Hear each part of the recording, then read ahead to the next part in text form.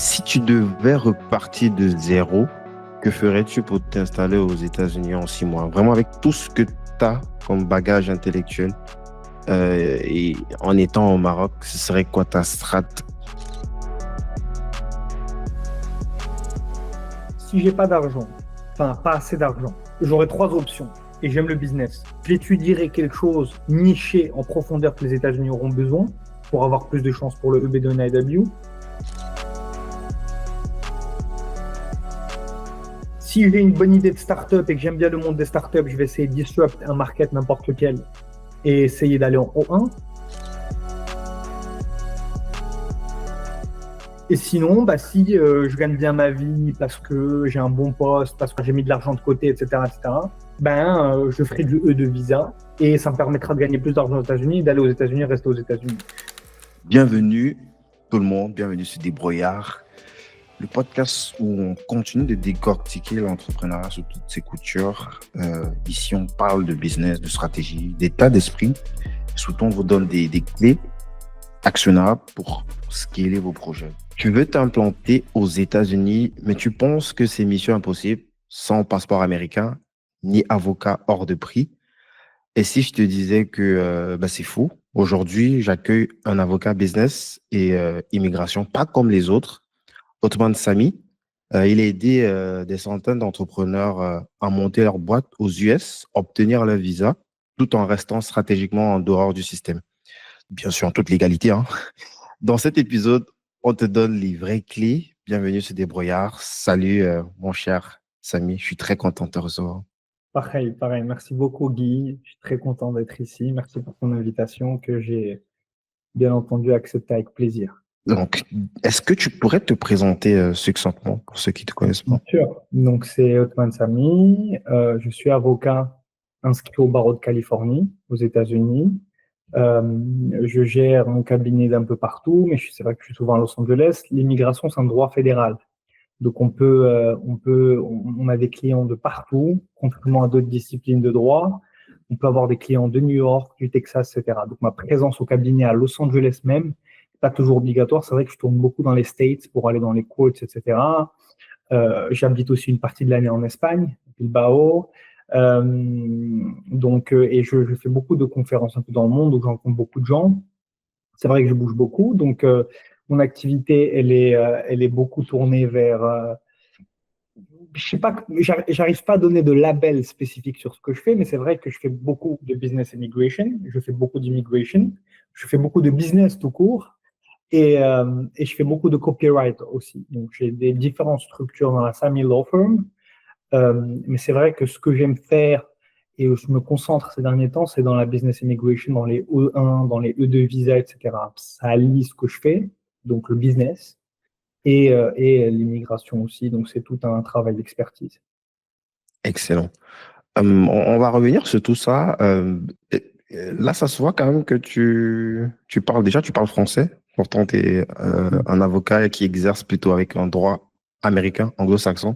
Est-ce qu'on peut revenir un peu sur ton parcours? Déjà, pourquoi est-ce que tu parles français? D'où est-ce que tu viens? Non, c'est une très bonne question. Beaucoup de gens me la posent. Moi, je suis franco-marocain, mais je suis né, j'ai grandi au Maroc. Je n'ai jamais vécu en France. Je suis franco-marocain, mais j'ai fait un lycée français à Casablanca. Toujours été, j'ai le côté français qui a pris le dessus au niveau de la langue, parce que j'ai fait un lycée français, parce que je suis toujours en France, parce que j'ai beaucoup de familles en France, parce que je suis aussi franco-marocain, parce que j'adore dire ça, j'ai toujours rêvé en français. Tu sais, quand tu rêves, c'est ta langue première. J'ai rêvé en langue française. Quand je parle avec moi-même, ce qui est très souvent, je parle en français. Donc oui, j'ai toujours, je parle avec mes amis en français, je parle avec mes parents en français. Donc je baigne et je nage en français. Donc j'en ai profité aussi pour aider, parce que souvent, moi, ce que je vois avec mes clients francophones, que j'ai commencé à découvrir récemment, parce que moi, je n'ai eu des clients francophones que pas il y a très longtemps, hein. J'ai travaillé avec beaucoup de gens dans le monde, mais peu de Français au final. Puis je me suis dit, c'est dommage, parce que les Français, et puis les francophones de manière large, ont toujours ce problème avec les avocats qui ne parlent pas anglais. L'avocat ne fait pas d'efforts. Le client, il a du mal, il a envie de poser plein de questions. Donc c'est aussi je viens en sauveur. pour l'expérience mm. à ce niveau-là. Ouais. Et par rapport à ton parcours, c'est assez intriguant quand même de voir où est-ce que tu es arrivé. Est-ce que c'est quelque chose que tu avais euh, planifié upfront? Comment est-ce que tu es arrivé justement dans cette industrie Hmm. de cabinet, d'avocat, surtout par rapport à d'où est-ce que tu viens? C'est pas pour dénigrer, hein, mais je veux dire, dans les pays comme le Maroc et plein de pays du Maghreb et aussi en Afrique subsaharienne, ils vont pousser plus vers des trucs un peu plus scientifiques, tu vois, des mathématiques, les sciences humaines. Bah, c'est drôle parce que c'est planifié en même temps. Non, moi, j'ai mon papa qui est avocat. Ah, Mon grand-père est avocat aussi. Donc, mais c'est quelque chose que j'ai toujours voulu faire. Moi, j'ai ma mère je l'ai dit plusieurs fois, qui m'a fait une pression monstre parce qu'elle-même est médecin. Mes deux grandes sœurs le sont, donc elle a voulu que je le fasse. Donc, c'était une guerre avec ma mère déjà. Donc, ça montre ma détermination de vouloir être avocat. C'est quelque chose que j'ai toujours voulu faire. Euh, bon, après, j'ai étudié en France, j'ai fait ma licence à la Sorbonne et puis je suis allé aux États-Unis finir mes études. Mais c'est vrai que l'immigration, ça s'est fait par un. Je n'ai jamais pensé. En fait, j'ai toujours. Mon père est un pénaliste, c'est-à-dire qu'il a toujours fait des procès. Il a toujours plaidé dans le tribunal et je partais le voir jeune, donc c'est quelque chose qui m'a marqué. Et c'est vrai que la logique voulait que je fasse ça parce que j'adore aussi plaider, j'adore discuter. J'ai même dans ma faculté aux États-Unis, j'avais gagné le concours oratoire à USC, donc c'est quelque chose que j'aime beaucoup faire. Hein, le combat, le débat et le combat, c'est quelque chose que je fais de manière quotidienne. C'est un sport quotidien pour moi. Euh, Comment s'est passée l'immigration? J'ai eu une amie à moi qui avait ouvert une structure d'immigration qui n'est pas avocate elle-même, qu'elle avait besoin un peu de conseils d'avocat. J'ai travaillé ça. Et le côté businessman, parce que je fais aussi des business un peu à gauche et à droite, je me suis dit, écoute, j'ai fait ça 2 semaines, c'est facile, enfin facile, c'est avec des outils juridiques, tu as des facilités. ouais. Je parle quelques langues, j'adore parler avec des gens qui viennent d'un peu partout, je voyage beaucoup, et puis c'est intéressant financièrement. Donc, euh, Mhm. donc j'ai commencé ma structure directement à ce moment-là, ça n'a pas duré longtemps, ça a duré 15 jours hein, avec mon ami, je lui ai dit écoute, je vais lancer ma structure, et puis bon, c'était il y a quelques années, puis j'ai commencé, c'est comme ça. Et puis après, bon, je faisais beaucoup de droit d'asile, je faisais beaucoup d'immigration classique, on va dire. Mais c'est une partie qui est très prenante émotionnellement et qui est intéressante, j'aime beaucoup, mais si tu veux, c'est une partie C'est des qui histoires de vie, sort de de vie. personnes, Et de à un moment parcours. donné, je me retrouvais à être psychologue, à être ami, à être avocat, et tout ça, c'est compliqué. Tout ça, c'est compliqué, même pour moi, et j'ai toujours quand même une vision de scaling. Donc, c'est important aussi que je nourrisse ce côté humain. C'est pour ça qu'on est avocat aussi, tu vois. Ouais. Mais j'aime aussi ce côté scaling, de pouvoir avancer là-dessus. Et donc, pour moi, la business immigration, ça a été quelque chose de logique, de naturel. Donc, je me suis dit, je continue à faire ça. Hein. Je continue à faire de humanitarian immigration, comme on dit. Mais c'est vrai que je me concentre, moi, personnellement, j'ai mon équipe qui fait ça, mais moi, personnellement, je me concentre beaucoup plus dans la business immigration, dans le copyright, etc. Yes. J'aimerais qu'on rentre un peu dans comment est-ce qu'on devient avocat. Ah, peut-être avant ça, tu as parlé de plusieurs langues. Tu peux un peu préciser? De quoi? Pardon? Tu as dit que, t'as dit que tu parlais plusieurs langues. Tu peux un peu préciser? On parle de Oui, quelle oui. langue? Je parle arabe, français, anglais, espagnol et j'ai des notions, mais c'est pas. Espagnol? Pardon? Espagnol? Claro que si. Non, je veux Bien. dire, Écoute, aux États-Unis, comme je suis à Los Angeles, la t'as une grosse majorité, communauté? 80% de mes clients parlent espagnol. Donc au début, j'avais une équipe qui parlait espagnol, mais à un moment donné, Wow. ils voulaient parler à l'avocat, quoi, sans traducteur. Donc j'ai commencé à apprendre l'espagnol. Comme je t'ai dit, j'habite plusieurs mois à l'année à Bilbao en Espagne. Mhm. Donc pour moi, c'était obligatoire, c'est obligatoire. Et puis c'est une belle langue. Et quand tu parles français, c'est beaucoup plus facile. Donc ça, et en plus de ça, je veux dire, c'est quand tu parles espagnol et anglais et français, arabe, ça te couvre une bonne partie du monde, quoi. Donc pour moi, c'est un des outils de mon travail, parler des langues. Yes. Donc, Comment est-ce qu'on devient avocat? Est-ce qu'avec le truc du barreau de Paris, je sais même pas si c'est comme ça qu'on dit ça, tu peux directement aller de Du l'autre barreau de côté aux Paris. yeux? Je sais même Ben, pas. écoute, ben, écoute, moi, en fait, je suis en train de passer l'équivalence aussi pour le barreau de Paris. Donc, en ayant le barreau de Californie, on passe un examen d'article 100, que je suis en train de réviser maintenant pour le passer pour être avocat en France aussi.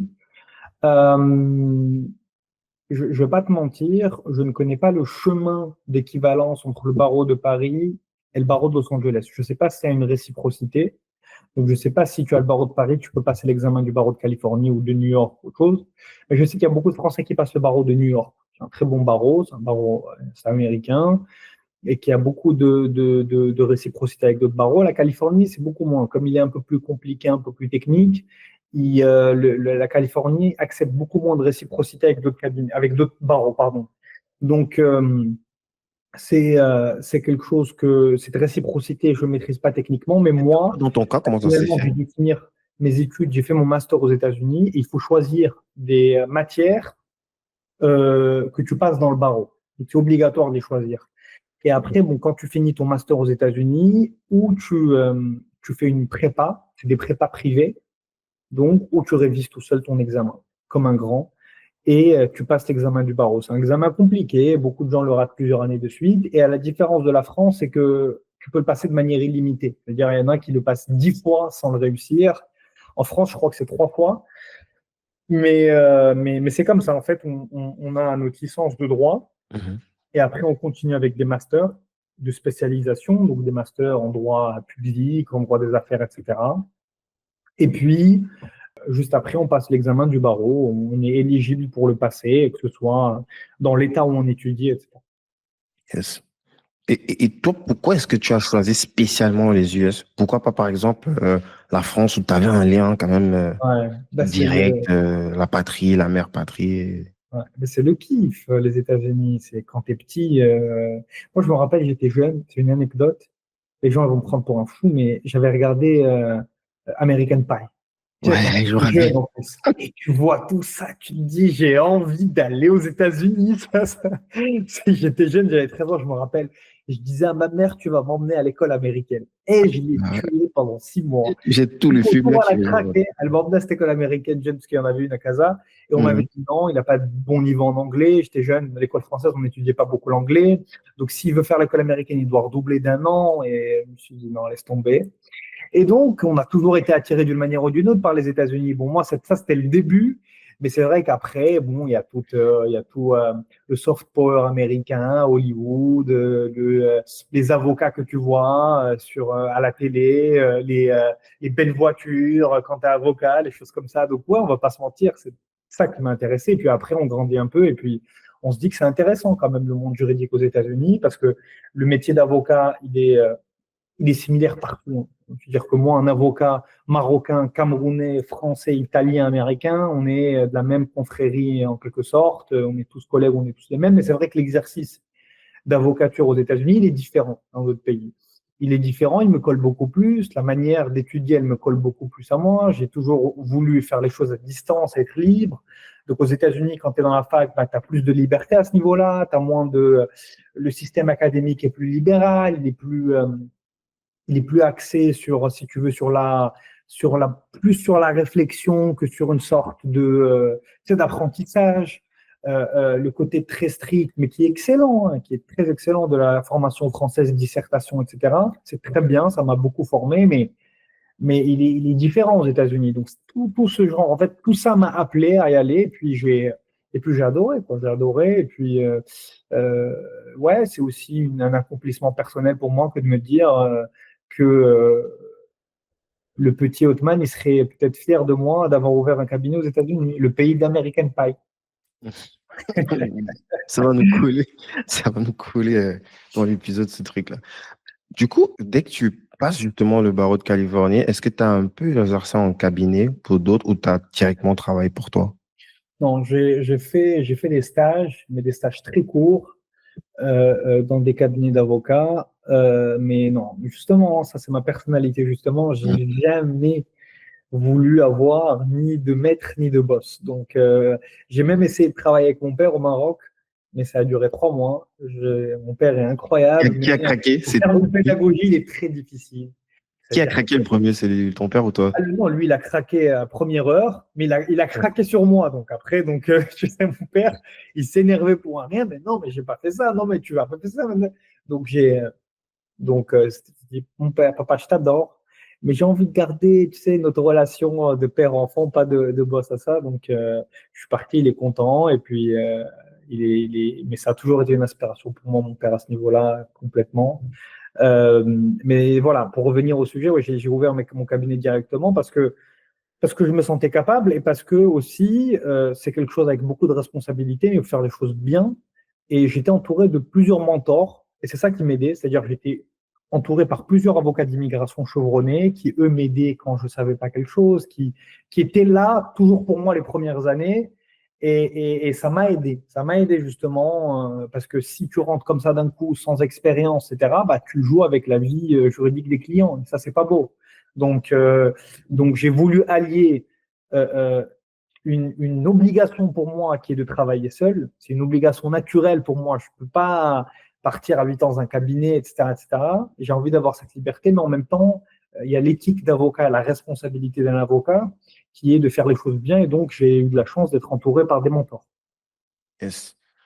Tout à l'heure, tu as parlé de plusieurs mois par an que tu fais à l'extérieur des US, notamment en Espagne. Donc, est-ce que tu peux nous en dire un peu plus? C'est quoi? C'est ton cabinet? C'est une sorte de cabinet remote avec des équipes hybrides? Exactement. Moi, non, j'ai un cabinet physique aux États-Unis. Donc, j'ai des équipes là-bas à Los Angeles, parce que je passe du temps à Los Angeles aussi dans mon cabinet. Euh, et surtout dans les moments où je dois faire des courts, même si maintenant beaucoup de court hearings se font en ligne, remote. Mais je passe beaucoup de temps à Bilbao, euh, Mhm. parce que j'ai mon amoureuse qui est ici. Mhm. C'est une des raisons aussi. C'est la principale raison qui m'a emmené ici. Puis je suis tombé amoureux de cette ville aussi.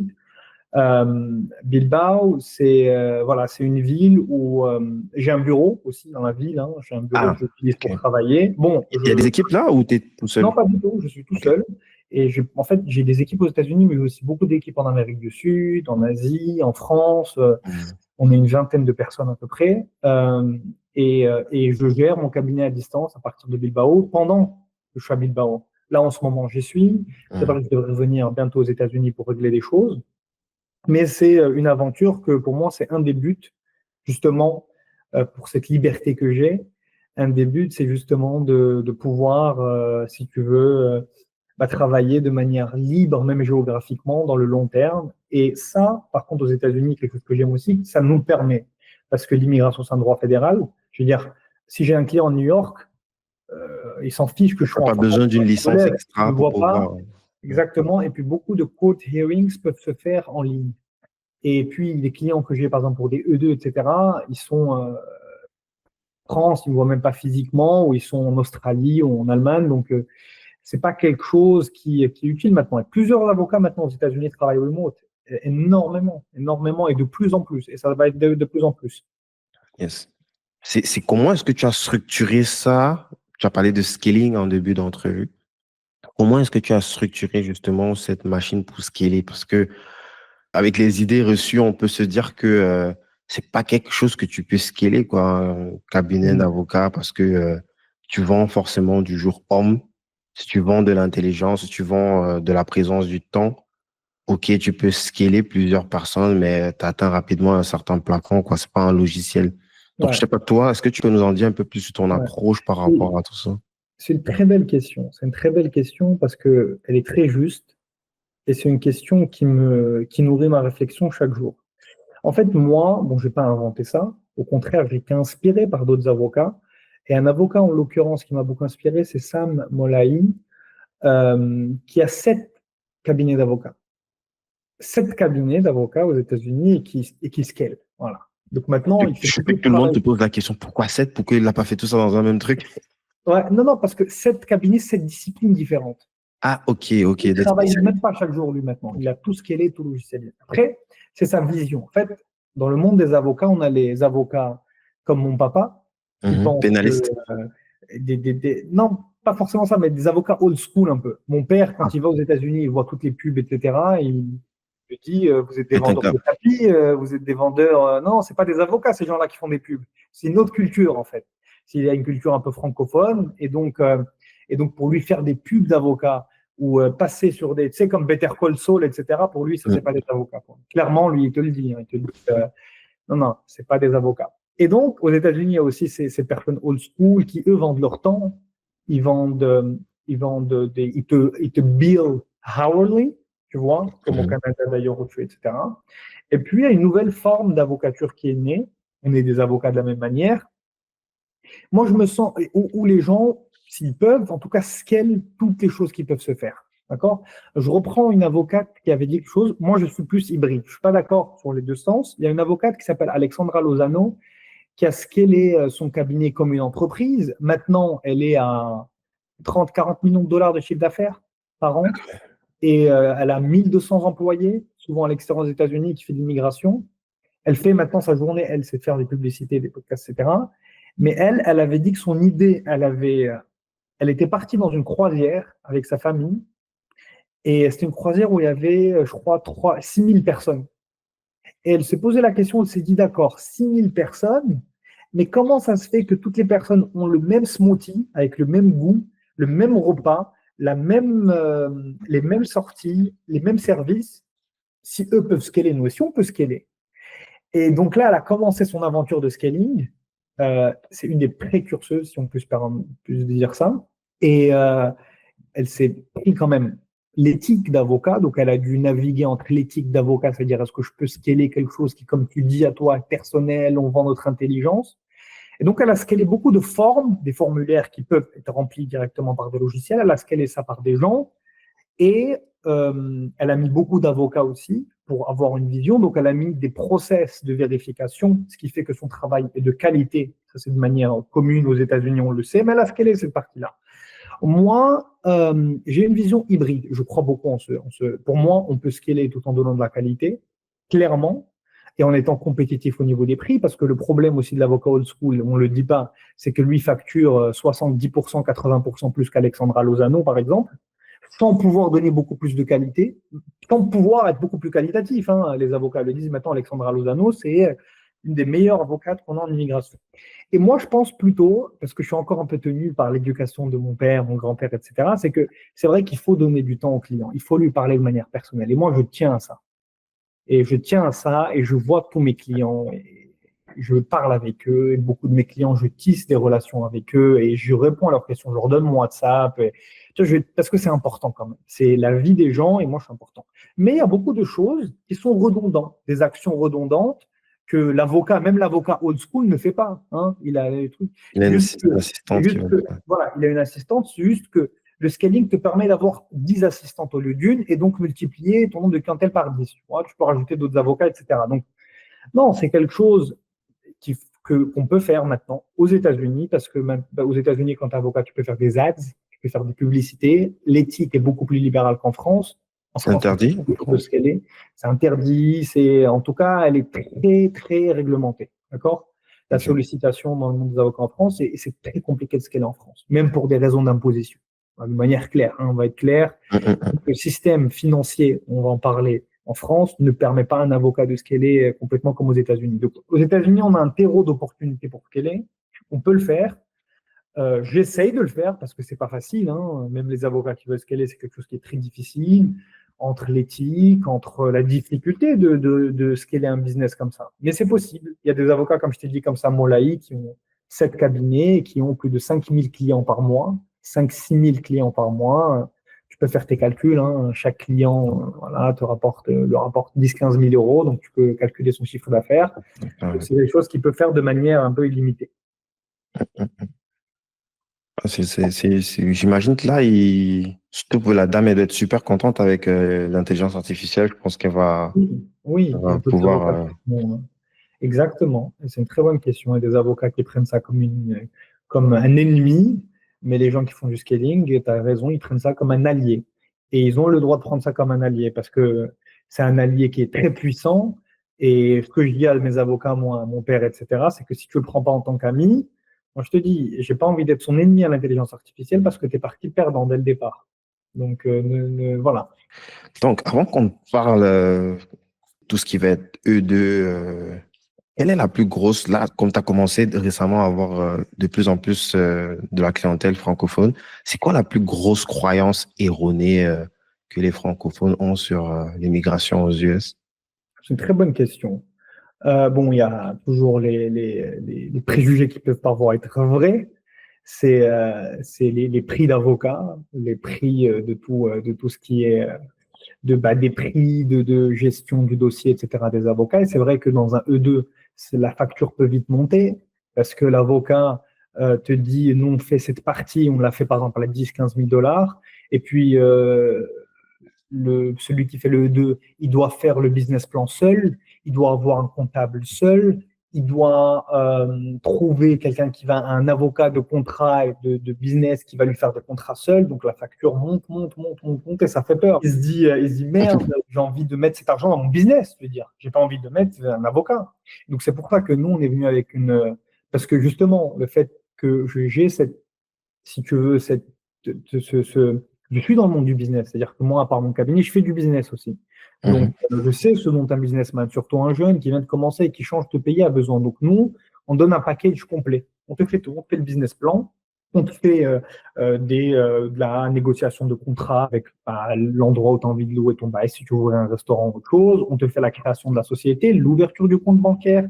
On t'aide aussi à avoir des fonds, que ce soit des microcrédits, que ce soit des crédits d'immobilier, etc. On te met en relation avec notre réseau, des réseaux de franchiseurs, des réseaux de real estate holders, donc des agents immobiliers, etc. Donc, on a tout un réseau. On te fait aussi de l'optimisation fiscale qui est légale aux États-Unis, donc on t'aide à payer le moins d'impôts possible. L'optimisation fiscale tout court, c'est pas illégal, quoi.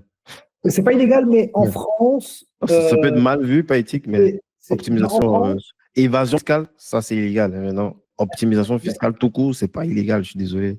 figure-toi que, et je suis d'accord avec toi, hein, l'optimisation fiscale elle-même n'est pas égale, mais il y a plusieurs actions de la Cour de cassation en France qui a mis l'optimisation fiscale comme quelque chose d'illégal parce qu'elle peut t'emmener à une évasion fiscale souvent, tu vois.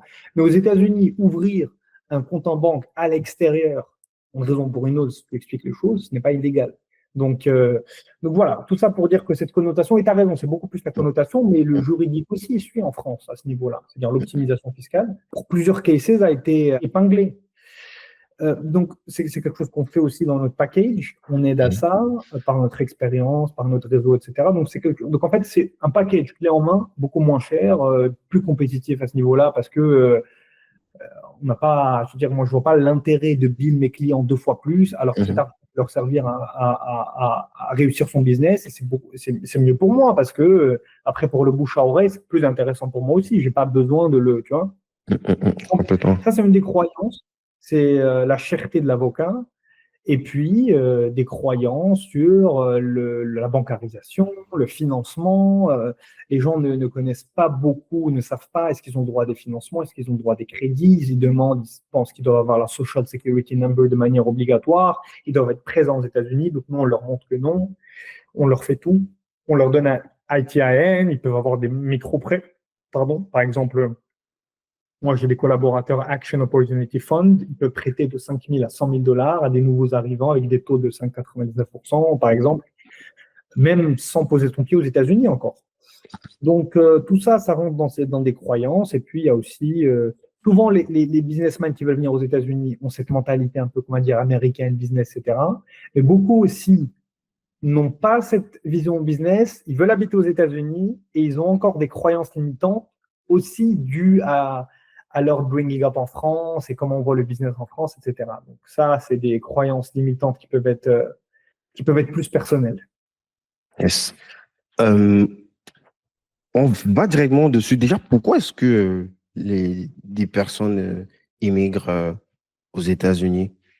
Je parle par rapport aux personnes que toi tu rencontres Mhm. et que tu accompagnes chaque semaine. C'est quoi les raisons principales?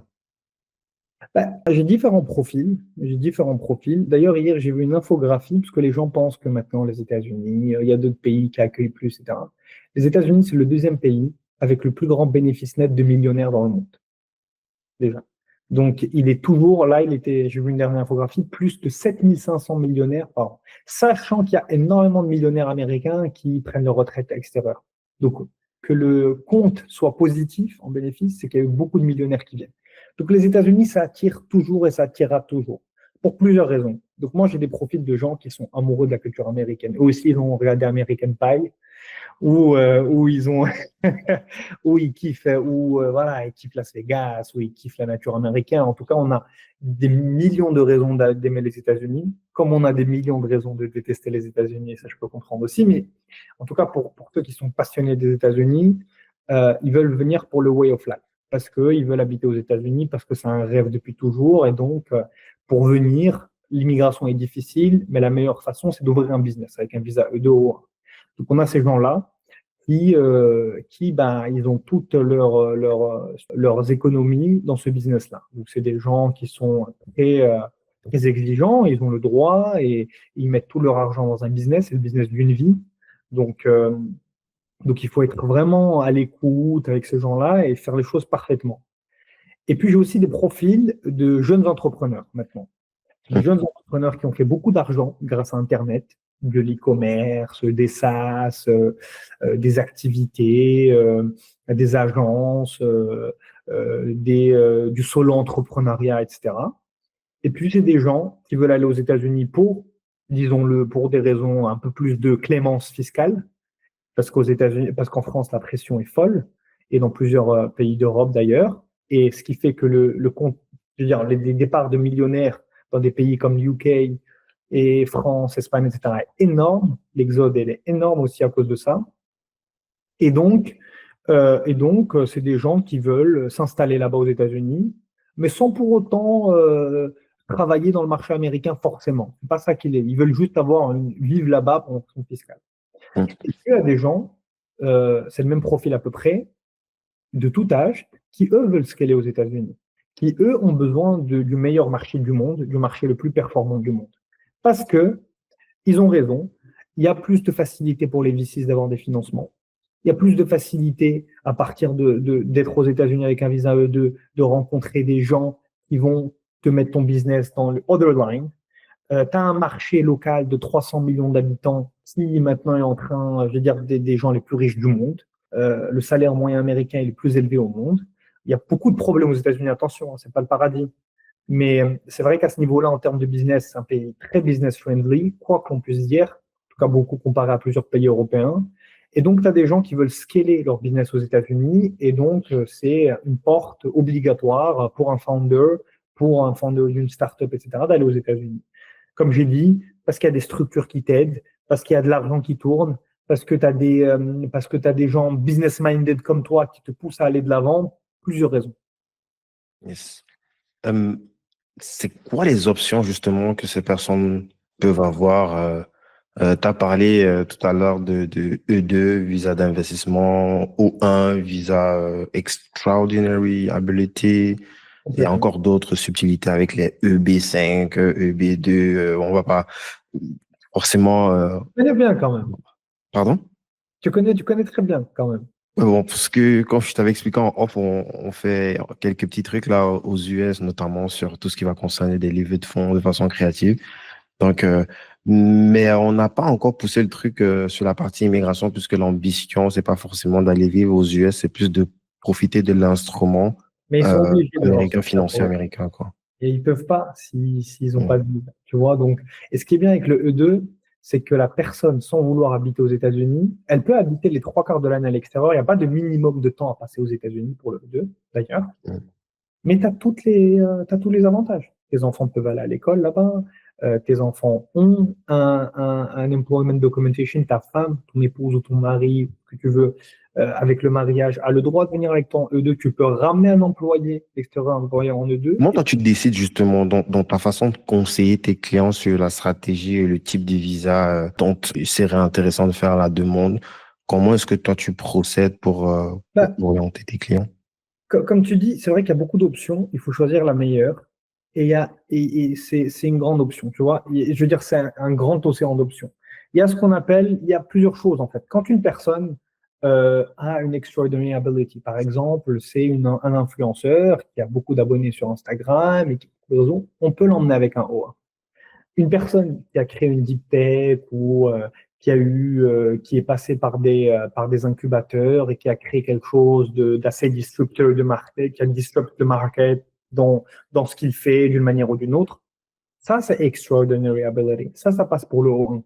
Quand on a une danseuse, moi j'ai beaucoup de danseurs et danseuses du Cirque du Soleil qui viennent d'Ukraine. Ça, c'est extraordinary O1. Quand tu as des hauts diplômes et que tu as un doctorat dans des niches d'intelligence artificielle, d'aéronautique, tu peux avoir un EB2 NIW. Ça te donne la green card directement. Tu n'as pas besoin du E2, par exemple, et il n'y a pas de minimum d'investissement, comme le O1 d'ailleurs. Donc ça, par exemple, c'est une idée. J'ai eu, par exemple, un client il y a une semaine qui, lui, travaille avec les États-Unis et la France depuis longtemps, français, et, euh, et donc son activité fait que s'il habite aux États-Unis, il exportera en France, parce qu'il a travaillé avec le marché européen. Et bien ça, il peut prendre le E1, qui n'est pas beaucoup connu. Peu de visas E1 en France, il y en a 4 ou 5 par an, alors que dans d'autres pays comme le Canada, etc., c'est bon. Il n'y a pas d'investissement minimum. Tu dois juste prouver que ton pays est en traité E1 avec les États-Unis, ce qui est le cas de la France. D'accord? Une collaboration traitée.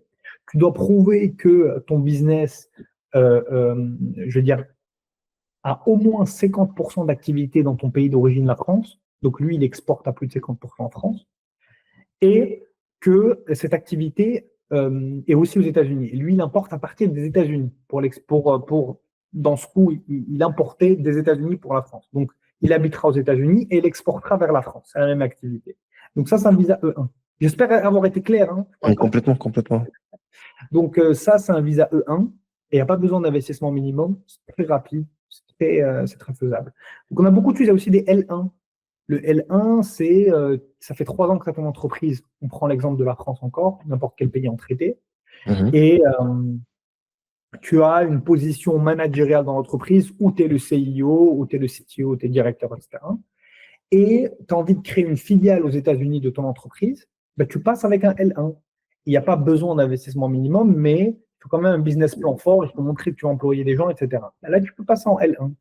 Et après, dans ces visas, il y a beaucoup de visas qui te permettent d'avoir la green card directement et d'autres visas où justement tu n'as pas besoin, tu n'as pas de green card directement, mais après, tu peux avoir un E2 quelque temps et puis on le fait le passer en EB2 NIW. Tu as la green card. Il y a plusieurs options. Et moi, je réfléchis toujours avec un coup d'avance ou quand j'ai un client qui vient, je réfléchis toujours dans 5 ans, est-ce qu'il voudra renouveler le E2 ou il voudra de green card? Quelle option on peut avoir pour lui après? Donc tout ça rentre en jeu, c'est tout un travail. On a une équipe derrière ça. Moi, je ne fais pas ça seul. Je suis pas omniscient, mais on a des spécialistes de chaque visa dans mon équipe. Donc, on essaie de trouver la meilleure manière de le faire. Et puis, il y a aussi le EB5 que j'ai pas dit. Ça, par contre, c'est le Graal parce qu'il donne la green card directement, parce que il donne la green card à toi, à tes enfants et voilà, vie, tu peux avoir une nationalité américaine, mais il faut un investissement de minimum $800,000 à $1,200,000. Pour des gros investissements que tu vas avoir. Ça, c'est pour, voilà. On propose aussi des plans d'investissement qui sont déjà là. Et voilà. Excellent. Le truc que je ne sais même pas si c'était une blague ou si c'était réel, que Trump avait parlé de ces gold cards là, je crois que c'était 5 millions, et le passeport, je ne sais plus comment ça s'appelait, mais tu accèdes directement au passeport américain. Ouais. Ben, c'est en fait Trump et son équipe veulent remplacer le EB5 par ça. Donc, ils se disent, il y a beaucoup de gens, à juste titre, qui veulent venir investir aux États-Unis, comme on l'a dit. Donc, au lieu qu'ils fassent des investissements d'1 million de dollars pour avoir la green card et après le passeport, écoute, on va leur faire investir 5 millions de dollars parce que pour lui, et c'est discutable, celui qui investit 1 million de dollars peut investir 5 millions de dollars. Ce qui n'est pas forcément vrai. Ce qui n'est pas forcément vrai parce qu'il y a des profils différents et nous, avocats, on a d'ailleurs une association d'avocats qui a essayé d'influencer ce qui se passe avec Trump, lui dire que ça va être compliqué, etc. Faisable. C'est un projet en cours. On a vu qu'il a lancé un site sur ça il y a 2 semaines, mais c'est pas encore lancé officiellement. Bon, c'est fait à la Trump. Tu connais. C'est beaucoup de complications. On attend de voir, c'est encore flou. Lui, il vise, il dit qu'il a beaucoup de demandes déjà. Encore une fois, c'est du Trump, c'est de la communication, mais lui, il vise, je ne sais pas combien il avait dit, 10 000 personnes à venir aux États-Unis avec $5 et il pense que ça va, bon, oui, ça va éponger une grande partie de la dette, mais trouver 10 000 personnes, vouloir s'installer aux États-Unis avec des 5 millions de dollars, c'est compliqué. On verra ce que ça va donner. Je pense que c'est quelque chose qui peut marcher, mais 10 000 personnes, moi, ça m'intrigue un petit peu de savoir ça. Yes. Est-ce qu'on rentre sur le détail des prix ou c'est quelque chose que tu communiques publiquement? Non, c'est quelque chose que je fais pas publiquement, pas parce que je veux pas le faire, mais parce que éthiquement, on n'a pas le droit en tant qu'avocat de parler de cette manière librement. Ah, d'accord, ok, ok. Bon, mais ce que je peux dire, c'est qu'on a plusieurs offres, hein, qui touchent chaque personne. On est très compétitif dans le marché, comme je l'ai dit, surtout parce qu'en fait, on fait un all package, all-in de qualité.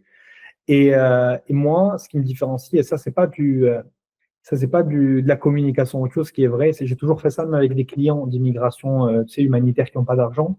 Mhm. Moi, pour moi, j'ai pas envie que l'argent soit une discussion entre moi et le client. J'ai pas envie de parler d'argent, d'accord? Si toi, en fait, donc, je vais pas te dire donne-moi 40% et puis 50% et puis on verra. C'est personnel. Peut-être que je me trompe, peut-être que je risque des choses. Et en effet, moi, il y a eu beaucoup de clients qui sont partis sans finir le paiement. Mais je donne beaucoup de monthly payment. Si le client va chez moi et me dit, écoute, moi, je ne peux pas payer 50% maintenant, je peux te donner par mois ou par 2 mois aussi. J'accepte, d'accord? Moi, je fais ça pour le travail, pour l'aider. Et je me dis, s'il veut investir aux États-Unis, il sait qu'il ne va pas s'envoler sans payer. Je fais confiance. Donc, c'est quelque chose que je fais. Je fais beaucoup de facilité de paiement à ce niveau-là. Parce que pour moi, voilà, s'il peut payer 40 ou 50%, c'est mieux pour moi. Hein. Je travaille, je fais mon équipe, etc. Mais s'il peut vraiment pas, et moi je fais confiance au client, moi je lui dis, écoute, si tu peux vraiment pas et tu es serré en ce moment-là ou tu as d'autres priorités, voilà, moi je suis honnête avec le client et j'ai envie qu'il soit honnête aussi avec moi, pas mieux que ça. Donc c'est vrai qu'à ce niveau-là, au niveau des prix, oui, on est très bien, je pense. Vraiment, dis-moi, pour les profils un peu, on pense de façon jamais à eux, qui sont au bled, qui sont vraiment dans des pays, parce que on va pas se mentir, tout ce que tu as mis en lumière, ça part du principe que tu as un passeport européen. Ouais. Donc, c'est pas pareil pour quelqu'un qui vient avec un passeport du Burkina Faso, de la Côte d'Ivoire, du Gabon, du Cameroun. Tu te trompes, là, Guy. Ah bon? Pourquoi tu te trompes? Non, tu te Dis-moi. trompes, mais je vais t'expliquer pourquoi. Parce que le E2, il y a des pays qui ont des traités avec les États-Unis en E2, et la majorité des pays d'Afrique ont des traités E2 avec les États-Unis. Donc, si tu es burkinabé ou tu es camerounais, tu as un traité à E2 avec les États-Unis, tu peux aller des Cameroun. Il n'y a aucune différence entre toi et un Français ou un Espagnol, ou un Marocain avec un Allemand. Aucune différence. C'est Là, les tu mêmes m'apprends un lois. truc. C'est les mêmes lois. Par contre, il y a des pays comme la Chine ou l'Inde, ils leur ont enlevé le E2, ils ont laissé que le EB5, parce qu'il y a beaucoup de population et il y a beaucoup de Chinois qui peuvent mettre 100 000 dollars pour aller aux États-Unis, et beaucoup d'Indiens qui peuvent mettre 100 000 dollars pour aller aux États-Unis. Donc, si tu laisses le E2 pour les Indiens, moi, je peux te dire qu'il y a 1 million, pas 1 million d'Indiens, moi aussi peut-être 1 million d'Indiens qui peuvent se permettre d'avoir 100 000 dollars et Hmm. qui vont aller aux États-Unis. Donc, c'est quelque chose qui, ils ne prennent pas le risque, les États-Unis, mais pour les pays d'Afrique, la majorité des pays d'Afrique ont comment dire, des visas de traités avec les États-Unis. Et le Cameroun, je ne vais pas te mentir, je suis en train de checker maintenant, Mhm. ils ont E2 traités. C'est très intéressant pour moi. Je sais que le Maroc, là, Algérie, Tunisie, etc., eh bien, le Cameroun est l'un de ces pays qui ont un traité. Voilà. Je te dis, la majorité des pays d'Afrique ont des traités de visa, mais c'est vrai qu'on n'a pas beaucoup de demandes parce que, alors que moi, je connais j'ai beaucoup d'amis camerounais, j'ai vécu en Côte d'Ivoire, je sais qu'il y a beaucoup de businessmen dans ces pays-là qui peuvent se permettre d'aller avec un visa E2. Mais c'est pas connu, premièrement, c'est quelque chose qui n'est pas connu, c'est quelque chose que les gens ne savent pas et qui ont les mêmes idées comme ce que tu m'as dit, le passeport burkinabé, le passeport camerounais. Pour les États-Unis, c'est pareil. Les Français, les Camerounais, les Burkinabés, c'est pareil. Est-ce que tu vas m'apporter de la valeur? C'est ce qu'il va demander l'Américain. Hmm, Il hmm, y a, hmm. c'est toi, tu viens de Cameroun. Il y a le traité américain. Tu as une bonne deep tech, tu as une bonne idée de bancarisation. Il y a énormément d'entreprises de microcrédit de financement dans les pays d'Afrique de l'Ouest, intéressantes, etc. Tu veux m'apporter ça? Ok, tu respectes les règles, tu vas. Allemand, espagnol, c'est pareil. C'est juste que oui, c'est pas très connu dans ces pays-là, que ce soit les pays d'Afrique du Nord ou d'Afrique de l'Ouest ou d'Afrique du Sud. Les Sud-Africains le font beaucoup. Et comme tu sais, bon, il y a des pays qui sont il y a des pays qui sont très actifs au niveau business en Afrique. On va parler du Nigeria, on va parler du Rwanda, on va parler de tous ces pays-là. C'est vrai qu'il y a aussi beaucoup de Nigérians qui ont des EB2. Et on parle de EB2 NIW, de grands diplômes. Le Nigérien est l'un des grands exportateurs de ça. Parce que la diaspora nigériane aux États-Unis, etc., est très, très, très, très suréduquée par rapport aux autres. Donc, on a la diaspora nigérienne ils ont des profils surdiplômés dans des niches, etc. Donc, il y a beaucoup de B2 NIW, à la différence de l'E2, hein, c'est différent, qui vient du Nigeria, par exemple. Mais voilà, c'est quelque chose qui, je pense, n'est pas connu, et c'est pour ça qu'il y en a peu. Yes. On fait une petite digression là. Tu as déjà un peu commencé sur ton aventure ouest-africaine. Oui, oui. Bah écoute, moi je suis africain, marocain aussi, je suis africain et donc j'ai toujours été intéressé par ce qui se passe dans mon continent, ce qui se passe là-bas. Donc déjà ça commence par le foot. Moi je suis quelqu'un qui suit beaucoup la Ligue des Champions africaine. Ça peut paraître bizarre, mais j'aime beaucoup le foot et j'aime beaucoup ce qui se fait en Afrique, ce qui se donne, etc. Donc c'est de l'intérêt. Puis je voyage beaucoup en Afrique. Je commençais par ça. C'est quelque chose qui m'intéresse pour plusieurs raisons, que j'ai expliqué. Et puis à un moment donné, je me suis dit, écoute, je fais des stages un peu partout. J'ai connu un avocat, ok, Monsieur Biliaka, qui a été un bâtonnier, donc le boss des avocats, si on peut dire ça, en Côte d'Ivoire, et qui a fait Harvard. Je connais ça par les États-Unis et qui est très compétent et qui est en train de faire des grandes choses en Afrique de l'Ouest de manière générale en termes de business law, un grand cabinet. Et donc, il m'a proposé de venir travailler avec lui quelques mois. Donc, j'ai passé 3 mois avec lui. Et c'était une expérience formidable. J'ai découvert la Côte d'Ivoire, j'ai découvert Abidjan, j'ai découvert le monde de business d'Abidjan. J'ai passé, j'ai passé 3 mois exceptionnels là-bas, où j'ai rencontré que ce soit de la communauté libanaise qui est locale depuis très longtemps là-bas, que ce soit la communauté française qui est là-bas depuis très longtemps, que ce soit les Ivoiriens locaux qui sont là aussi, que ce soit la communauté burkinabèse qui est là-bas aussi, beaucoup de Burkinabés, beaucoup de gens qui viennent un peu de pays alentours, des Guinéens, des Maliens, etc., qui sont en Côte d'Ivoire. Donc c'est un pays qui bouge très vite, c'est un pays qui est très axé business, c'est un pays qui est très riche de son histoire politique, etc. Donc pour moi, c'était tout à fait normal de le faire là-bas. Et puis, c'est un pays qui est visité par plusieurs hommes d'affaires ou ex. D'ailleurs, j'ai rencontré le président Nicolas Sarkozy à Abidjan cet été-là, où on avait discuté sur la Côte d'Ivoire, etc. Parce qu'il vient souvent aussi en Côte d'Ivoire, on parlait de business là-bas. Donc, c'était une expérience incroyable. Même de manière culinaire, moi qui suis toujours, j'ai un palais d'enfant. Là, ça commence à changer. Mais donc, je déteste goûter à autre chose. C'est-à-dire que si tu me ramènes dans un pays et tu me dis, ouais, on est là pour la culture, j'adore. Pour l'histoire, j'adore. Mais on est là pour tester d'autres bouffes et tout, non. J'ai perdu 5 kilos quand j'étais parti en Inde en vacances. Donc, non, mais par contre, en Côte d'Ivoire. C'est pas le premier choix quand même. Pour au niveau culinaire, pour moi, il y a des gens qui adorent. Moi, j'étais parti avec ma copine à ce moment-là, et elle avait adoré la bouffe indienne. Moi, j'ai perdu des kilos. Moi, qui aime beaucoup la viande, désolé à mes amis véganes, on n'a pas le droit de manger la viande là-bas, donc j'ai carburé avec des biscuits, quoi. Donc voilà, mais en Côte d'Ivoire, c'était bien, c'était une bonne expérience à ce niveau-là. J'ai adoré La bouffe. soit la street food, ou que ce soit il y a des très bons restaurants en Côte d'Ivoire. Dis-toi que j'ai mangé une fondue suisse à Abidjan, un restaurant suisse à Abidjan, t'imagines.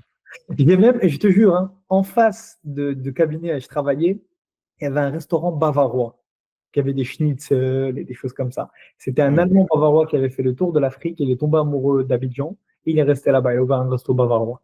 Donc il y avait des spätzle, donc c'était des pâtes au fromage bavarois avec des schnitzel à Abidjan. Comme quoi.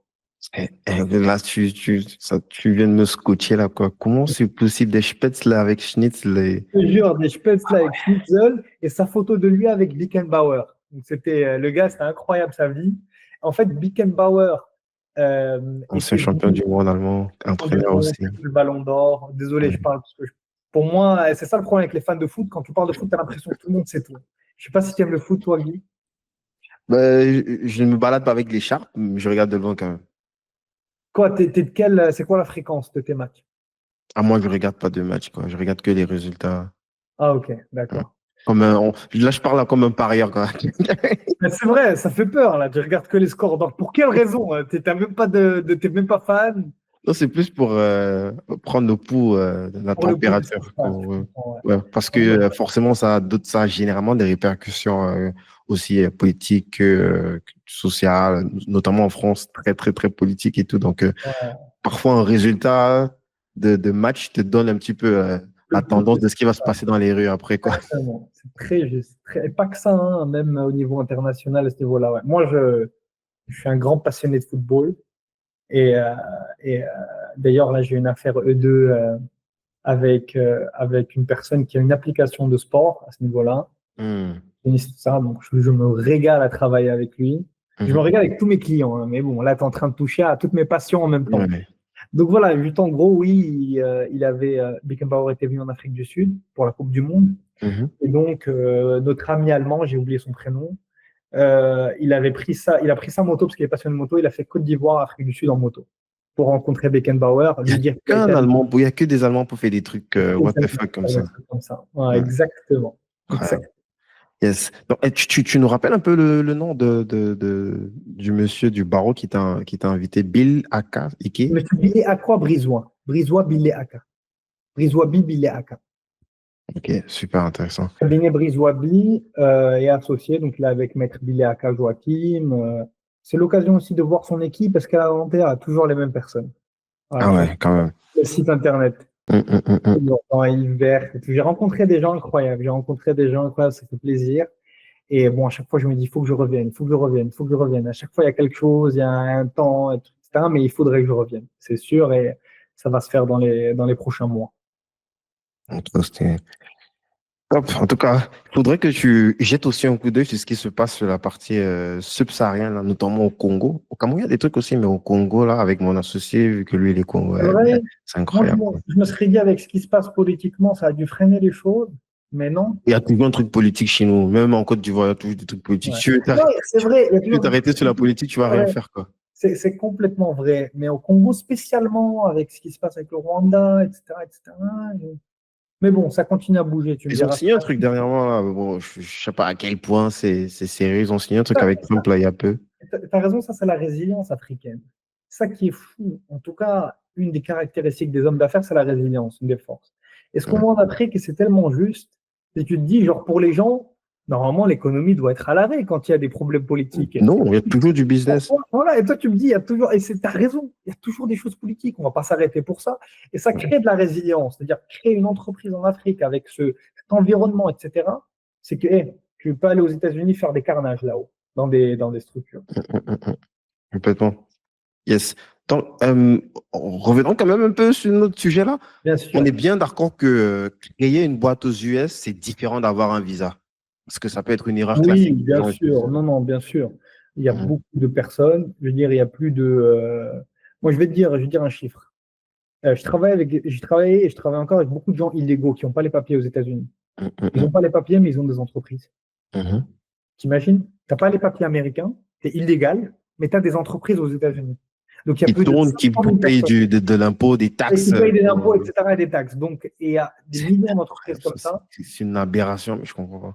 Moi, je trouve que c'est une belle chose au moins. D'accord? Tu Ouais. m'apportes de la valeur et tu as des avantages, etc. Bien sûr que tu dois lui donner, tu dois le avancer, etc.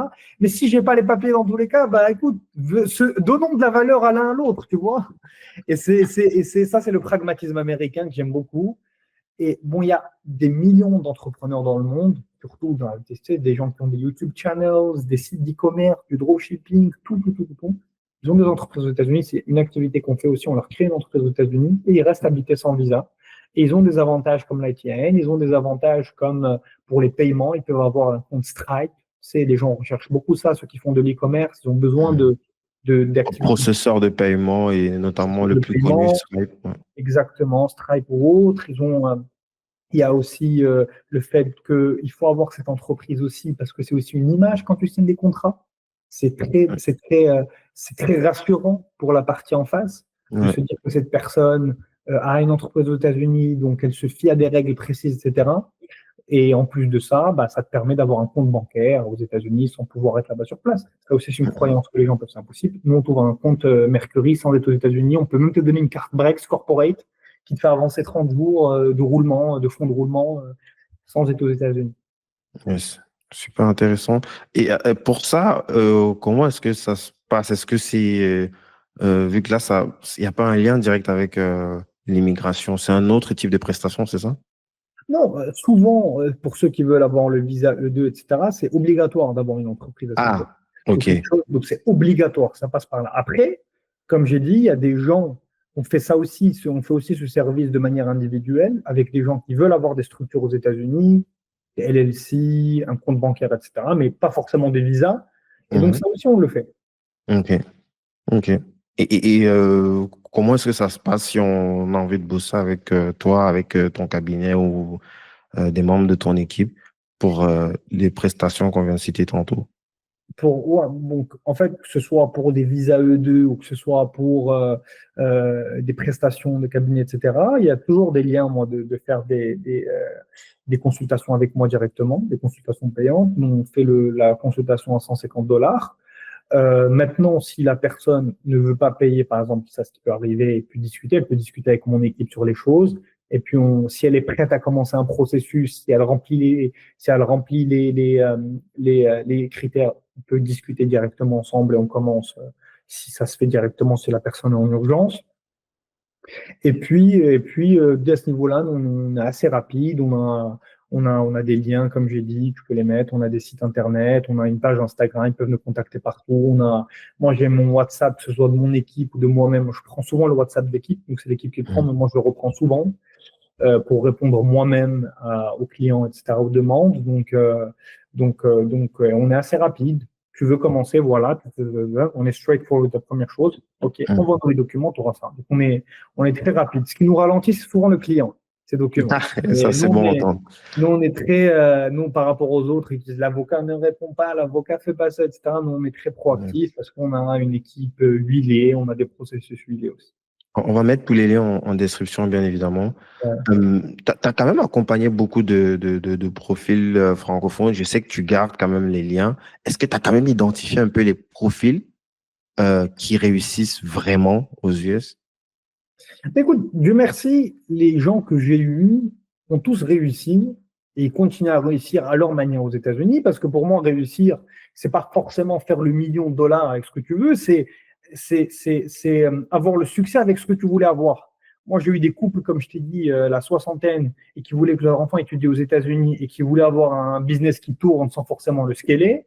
Ben, ça, pour moi, c'est une réussite. Tu as rempli tes objectifs. Et pour moi, enfin, à part des personnes qui ont voulu rentrer parce que pour des raisons personnelles ou autre chose, la plupart des gens que j'ai accompagnés réussissent aux États-Unis. Mais c'est vrai que quand on parle de réussite, bon, je ne vais pas faire langue de bois, tu parles de gagner beaucoup d'argent. Mhm. Quand on parle de réussite financière à ce niveau-là et de ce qu'elle est, bien sûr que c'est toujours, je veux dire, il n'y a pas de profil typique d'entrepreneur qui réussit, tu vois, c'est beaucoup de facteurs qui rentrent en jeu. Il y a beaucoup de facteurs. Il y a le business que tu as, il y a comment tu as procédé à faire ce business, les gens avec qui tu t'es entouré. Mais c'est vrai qu'il y a des qualités qui ressortent à chaque fois de ces businessmen. C'est des qualités de résilience, c'est des qualités d'adaptation, c'est des qualités d'ouverture d'esprit. Si toi, tu arrives dans un pays comme les États-Unis et que tu es fermé d'esprit, que tu es têtu et que tu veux le faire d'une certaine manière et que tu n'as pas envie de t'ouvrir à d'autres choses, peut-être shifter ton idée business sur d'autres choses, plus ouverture, tu vois qu'il y a un truc qui marche pas. Tu vois ce que je veux dire? C'est bien d'être obsédé et déterminé. Mais c'est aussi bien d'être ouvert d'esprit, de vouloir changer quand il le faut. Tu vois, à un moment donné, quand tu cognes 100 fois ta tête contre le mur et que tu vois que ça se casse pas, ben, et que tu vois même pas de fissure que ça peut se casser, ben, ça se cassera pas. Donc, essaye de faire autre chose, essaye d'utiliser un marteau, autre chose. Donc, personne avec les outils d'esprit, avec l'ouverture d'esprit et qui a une vision large, etc. Ça, c'est des traits qui font réussir la personne, de ce que je vois. Euh, il y a aussi les personnes qui ont, aux États-Unis, le contact humain est important. Donc, quand tu parles avec beaucoup de personnes et tu discutes avec beaucoup de personnes, que ce soit tu sais, des banquiers, des VCs, des avocats, en tout cas, tu as un bon réseau et tu crées des liens forts, tu as beaucoup plus de chances de réussir dans un pays comme les États-Unis parce que c'est pas une question de piston, de corruption ou autre chose, mais en tout cas, c'est un pays qui travaille aussi beaucoup au réseau. Et avoir un réseau fort que tu peux construire. Hein. On ne naît pas avec un réseau. C'est quelque chose, c'est un atout majeur pour une réussite durable aux États-Unis. Ouais. Yes. Je ne sais pas si c'est quelque chose que tu peux partager publiquement, ou du moins, je ne sais pas à quel point. Ma question, elle est plus sur toi. Vu que tu as une vie qui est partagée entre l'Espagne et les US. Oh là là, tu vas me demander combien je gagne d'argent. Non, même pas. C'est facile de faire le calcul avec. Je Oh rigole. là là, et de savoir combien je gagne. Non, c'est plus de savoir comment tu structures en fait ta vie entre l'Espagne et les US. Ouais, Peut-être si c'est quelque chose que tu peux partager aussi, bien quel sûr, type de bien visa sûr, toi tu as, comment est-ce que tu bien sûr. parce que je sais que quand je préparais un peu un autre échange, des fois tu as eu à dire que c'était pas forcément qu'il faut pas euh, parfois avoir trop vite la green card, tu vois. Et je comprends pas trop parce que Oui, généralement c'est le Saint Graal que tout le monde essaie de oui. viser. Et j'ai pas l'impression que c'est un North Star métrique, quoi. J'ai l'impression que toi, enfin, déjà, c'est que tu es à l'aise de parler de ça par Bien rapport à sûr, toi. moi, bien Ok. sûr, aucun problème. Non, non, non, c'est une très bonne question que tu poses. En fait, il y a différents. Donc, après avoir eu la green card, on attend 5 ans pour avoir le passeport américain. Mhm. Maintenant, il y a des gens qui veulent avoir ce passeport américain pour différentes choses. Ils veulent voir leur enfant grandir là-bas, leurs petits-enfants grandir là-bas, et donc pour eux, c'est une obligation. C'est vrai que le passeport américain te donne beaucoup d'avantages à ce niveau-là. Maintenant, si toi, tu as envie d'avoir une vie d'homme d'affaires libre, de tourner un peu partout, et te dire peut-être que moi, dans 20 ans, je vais aller habiter en Thaïlande et puis avoir des enfants là-bas. Si tu as le passeport américain et tes enfants ils l'ont, bah, ils ont une globalisation de payer des impôts partout.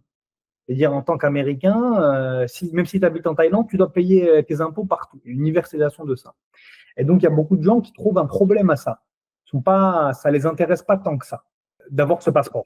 En fait, c'est parce que l'imposition, Non, elle n'est l'imposition est pas par globale. rapport à la zone, elle est par rapport à ton passeport, par rapport à ta nationalité. Exactement. Si tu es américain, Exactement. quel que soit l'endroit où tu vis dans le Quel monde, que tu soit dois. l'endroit, on va t'attraper. Et Exactement. ils ont les moyens de t'attraper.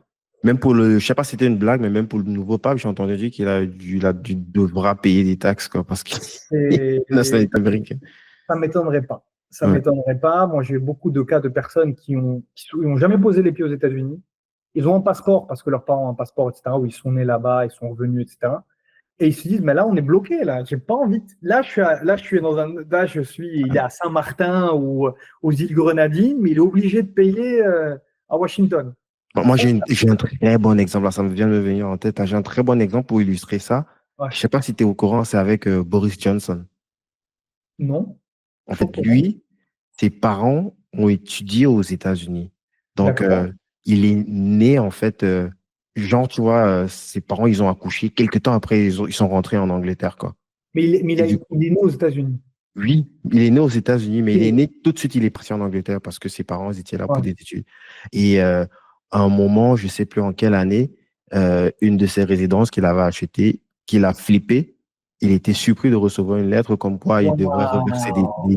des Oh taxes. mon Dieu. Bah, t'as vu tout ça parce que Et tout là, ça, il a c'est initié passé. tout de suite la procédure pour perdre son, comment on appelle ça, Ouais, citoyenneté sa américaine. nationalité.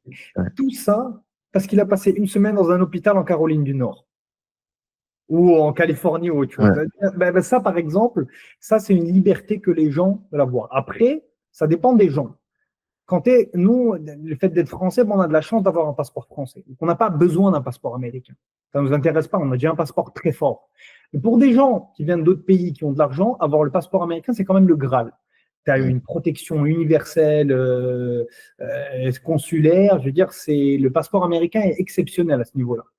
Quand on est français, Pas force. Moi, personnellement, ce que je vois, j'ai pas besoin d'avoir le passeport américain. C'est quelque chose que j'ai pas envie d'avoir même. Mhm. Donc, plusieurs raisons. Après, il y a la green card. Mhm. Par rapport à la green card, c'est une obligation de rester aux États-Unis au moins 6 mois à Mois. l'année. Il y en a, et donc avoir ta résidence fiscale aux États-Unis. C'est intéressant d'avoir sa résidence fiscale aux États-Unis, comme on l'a dit par rapport à pays d'Europe. Mais c'est aussi intéressant d'avoir sa résidence fiscale à Dubaï. Donc tu te dis, j'ai pas envie d'être serré, d'avoir une green card, etc. Et d'être, encore une fois, c'est une question de liberté, une question de choix de vie. Et c'est des choix que moi je fais, par exemple. Je peux demain avoir la green card si je veux, mais c'est un choix que je refuse. Moi, j'ai fait un E2, c'est bon pour toi. Mhm.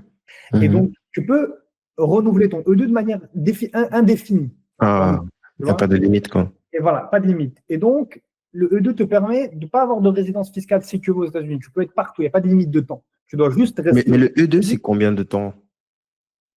Combien de temps? Donc, ça reste, c'est 4 ans maintenant. Et tu OK. renouvelles de manière indéfinie. Donc, c'est une forme. Mais il n'y a pas l'obligation de faire au moins 6 mois sur le territoire. Tu Non, es il n'y a pas libre d'obligation de temps. de. La seule obligation, c'est que, quand même, euh, je veux dire, ta présence aux États-Unis doit être corrélée à ton importance pour le business. Si tu n'es jamais là et que tu as un business, je ne sais pas moi, tu as un restaurant et tu ne gères pas ton restaurant, je veux dire, tu n'es pas obligé de rester cette journée là-bas, mais tu dois pas quand même passer quelques mois de gestion, d'être présent, etc. Mhm. Que ce soit ça ou un showroom ou autre chose, tu Mais vois. tu es quand même beaucoup plus flexible vu que tu Mais peux c'est te permettre, pendant que ton beaucoup activité plus tourne, flexible de disparaître et 6 mois, 8 mois, et puis c'est beaucoup tu plus pilotes à distance, par exemple, comme toi, quoi. pilotes à distance beaucoup, tu es beaucoup plus flexible. En fait, ça se renouvelle automatiquement. Plus ton business marche, plus tu restes. En fait, j'ai pas envie de dire, en fait, c'est plus technique, mais en gros, tu as les mêmes avantages qu'un quelqu'un card. Tes enfants peuvent être là-bas, tu as la Social Security Number, tu as accès au financement de manière normale, aux banques de manière normale, à l'immobilier de manière normale, à beaucoup de choses. À credit score, tu peux même avoir un compte 401k, c'est très important ça, Mm, etc. mm, mm, mm. Donc, oui, ça dépend. Mais il y a des gens qui te disent non, je préfère avoir la green card. Chacun a ses raisons. Tu vois. Mm. Mais donc, à ce niveau-là, on essaye justement d'adapter le visa, les volontés pour chacun. Ça, c'est intéressant. Et fiscalement, euh, qu'est-ce qu'il y a comme implication? Est-ce que si demain tu décides de résider, déjà, si tu décides d'aller résider, je sais pas, dans un autre continent et de maintenir ta E2, est-ce que l'activité que tu ferais dans un autre pays, tu as une obligation de déclarer aux US? Non, non, pas du C'est tout. que ce que tu fais aux US, quoi. Bien sûr, c'est tout ce que tu fais aux US, c'est le business que tu fais aux États-Unis. Si tu Franchement, vends ça a des plus de pommes, ces logiques, là. Maintenant, je comprends ouais, mieux cette tu vends des affirmation. pommes en Thaïlande et que tu as un cabinet d'avocats aux États-Unis, non. Je vais pas à dire à Washington combien j'ai vendu de pommes à Bangkok. Donc c'est pas, non, c'est pas ce que je fais justement. J'ai aucune liaison diplomatique ou si tu veux légale aux États-Unis à ce niveau-là. Ma seule Mhm. obligation légale, c'est mon activité de E2. Franchement, c'est très clair. Je comprends beaucoup mieux. Et puis, en Mhm. fait, c'est du cas par cas, effectivement. Ok, merci beaucoup. Merci beaucoup. Est-ce qu'on boucle un peu sur la section fiscalité là? Tu as encore des trucs à nous Non, partager non, là? non, vas-y, non, non, je t'écoute. Toi, du coup, ça veut dire comme taxe, c'est que sur tes structures, quoi. Les taxes que toi, tu payes au niveau du gouvernement américain, c'est que par rapport à tes structures américaines. Par rapport à mes structures, que ce soit si j'ai une C-Corp, si j'ai une LLC, c'est sur mon activité aux États-Unis, est-ce que j'aurai une C-Corp? Donc, tu vois, c'est tout un système. Est-ce que si je fais une C-Corp, c'est mieux qu'une LLC? Parce que la C-Corp, c'est des dividendes. Je ne suis pas taxé Mhm, personnellement. Ou je mhm, vais faire ma LLC. Est-ce que je vais le faire dans un state où il n'y a pas de state tax, comme le Wyoming, comme le Delaware, mhm. comme la Floride? Est-ce que la Floride, par exemple, là, la Floride, ils veulent enlever le federal income tax. En fait, c'est tout un travail sur la taxe fédérale, la taxe state, toi où tu habites. C'est-à-dire que moi, c'est-à-dire si une personne habite en France, la majorité du temps, sa résidence fiscale là en France, on va dire Dubaï, ou mieux, ou à Dubaï, ou à Malte, ou en Estonie, ou dans des pays où la fiscalité est plus douce, eh bien, je vais juste payer des taxes précis, fédéraux ou state sur l'activité que je fais aux États-Unis à ce moment-là. Donc voilà, c'est tout un cheminement, c'est tout un travail qu'on essaye de faire pour mettre le client dans les meilleures conditions. J'ai une autre question, mais ça va donner l'impression que tu vas prêcher pour ta paroisse. Mais est-ce que tu penses que les US, ça reste quand même le nouveau Dubaï? Ça demeure, si tu veux. Bah, en fait, pour moi, les États-Unis, c'est l'ancien nouveau Dubaï. Pour moi, le Dubaï, c'est les nouveaux USA. Mais Hmm, pour moi, non. Pour moi, les États-Unis comme pays, pas pour moi, hein, je le dis. Bien sûr qu'il y a. En fait, regarde, moi, je vais être clair avec toi. Ça dépend des profils. Il y a des profils, c'est beaucoup mieux pour eux d'habiter à Dubaï ou en Thaïlande ou à Bali en fonction de leur activité qu'aux États-Unis. Mais hmm, de manière générale, et si tu as envie de succéder à un higher level, le rêve américain existe encore. Attention, je veux dire, la protection qu'on peut avoir en France, sociale, etc., n'existe pas aux États-Unis. Pas hmm, se hmm, mentir, c'est pas le paradis. Pour des gens, comme je t'ai dit, ce n'est pas une bonne affaire d'aller aux États-Unis. Il vaut mieux rester en France. Mais si tu as envie de faire une aventure commerciale au plus haut niveau, si tu as envie de construire, si tu as envie de bâtir, si pour toi ton destin c'est de faire quelque chose plus grand que toi au niveau business, ben les États-Unis, pour moi, ça reste la porte obligatoire. Tu devras la faire au moins une fois dans ta vie d'une manière ou d'une autre, à distance, en remote, avoir une activité là-bas, passer 2 ans et revenir.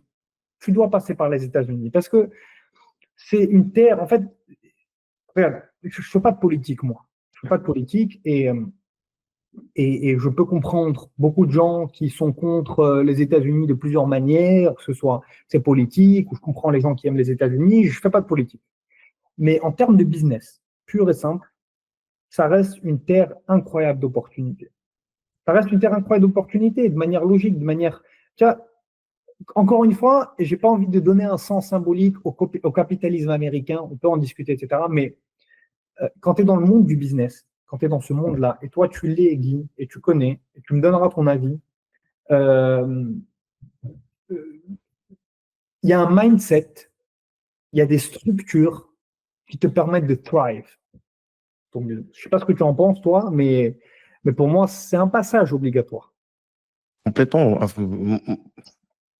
Ouais, pour les gens qui sont américains, ça peut paraître un peu.